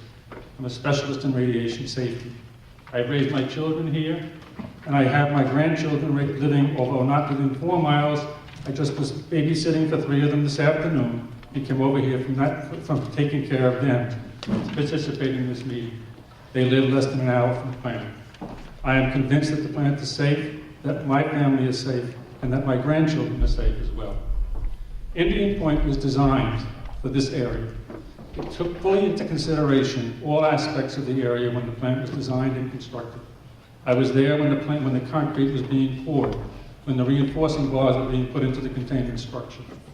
I understand the design of the plant. It is safe. An item was raised earlier relative to cancer in this area. If anybody wants to look into it, the Department of Health has a website where they keep track of all types of cancer in New York State by zip code. And you can find out what the cancer rates are for any place in New York State, and certainly all the places around Indian Point. And you can see there's no significant difference in the radiation, in the cancer risk or in the cancer rates around Indian Point than it is in other areas of the state. As was mentioned earlier, the National Academy of Sciences did a study on this several years ago, and I'm happy to hear it's being redone again. But New York State also monitors this, and you can very easily acquire information about that. Relative to emergency planning, this was first being put together back in the 1970s. When the 3 Mile Island accident happened, the NRC was already looking at, with the other federal agencies, what had to be done for emergency planning. It was spelled out in New Reg 0396. After the 3 Mile Island accident happened, we looked again at that basis, and that basis was found to be sound and has been incorporated into 0654, which has also been used for emergency planning. And also in 1979, the same year as 3 Mile Island, there was a horrendous train accident in Mississauga, a suburb of Toronto, where propane tank cars and chlorine gas cars fell off the tracks and were leaking. In a matter of about less than a day, 250,000 people were evacuated from Mississauga. This is also available, just Google Mississauga. And that accident occurred, if you can let me finish, please. That accident was, during that time, they had no detailed emergency plan, but local government officials, along with police forces, used their standard procedures and were able to evacuate over 250,000 people in less than a day from hospitals, nursing homes, and homes. It was done effectively, and nobody was injured in that train accident because the emergency planning was done by local officials who know how to do it. Indian Point was required to put a lot more emergency planning together as a result of 3 Mile Island, and it has made it even safer. At the point that this first came out, just as a background, we found out when we first did emergency planning in Rockland County, the police forces couldn't even speak to each other because they were on different frequencies. And so we provided funds to be able to provide a frequency so that all emergency personnel in the county could speak to each other on a common frequency. This is part of what's come out of some of the planning that's been done. Regarding the other issues of environmental effects, I want to mention something about this. Indian Point does not discharge gases that cause pollution in the air. Air pollution causes diseases of the lungs. We know that. If Indian Point is to shut down, in order to replace it, We will have to burn fossil fuels. We will burn additional fossil fuels. And by Indian Point operating, we are avoiding the release of 14 million tons of carbon dioxide and millions of tons of nitrogen oxides to the air. Nitrogen oxides combine with ozone to cause air pollution, and also that results in people having asthma attacks. Asthma attacks kill people. I have a nephew who died of an asthma attack just 2 months ago. This is a result of air pollution, and air pollution will increase if Indian Point has to be shut down. I think this is something that we all have to understand. The plant is safe, it's reliable, it produces electricity as well the lowest cost generator in this area, and supports thousands of jobs. Thank you.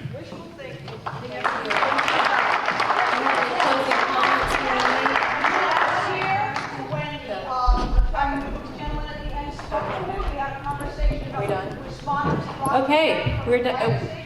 Thank you again for coming this evening. In regard to evacuation at any point, I wonder if that is addressed. I will add that we will stay behind a little bit longer. If you have questions in terms of any discussions with any gentleman, we'll stay a little bit longer for that. But at this point, the meeting is concluded. Thank you.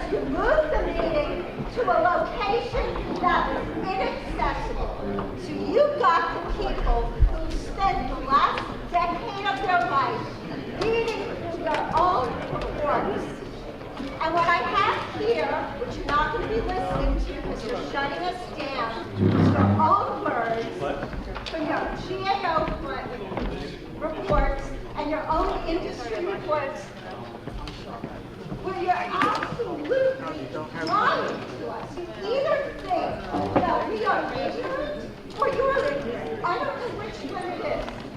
You had a gentleman here attest to the emergency plan working when the former head of FEMA did the largest, the only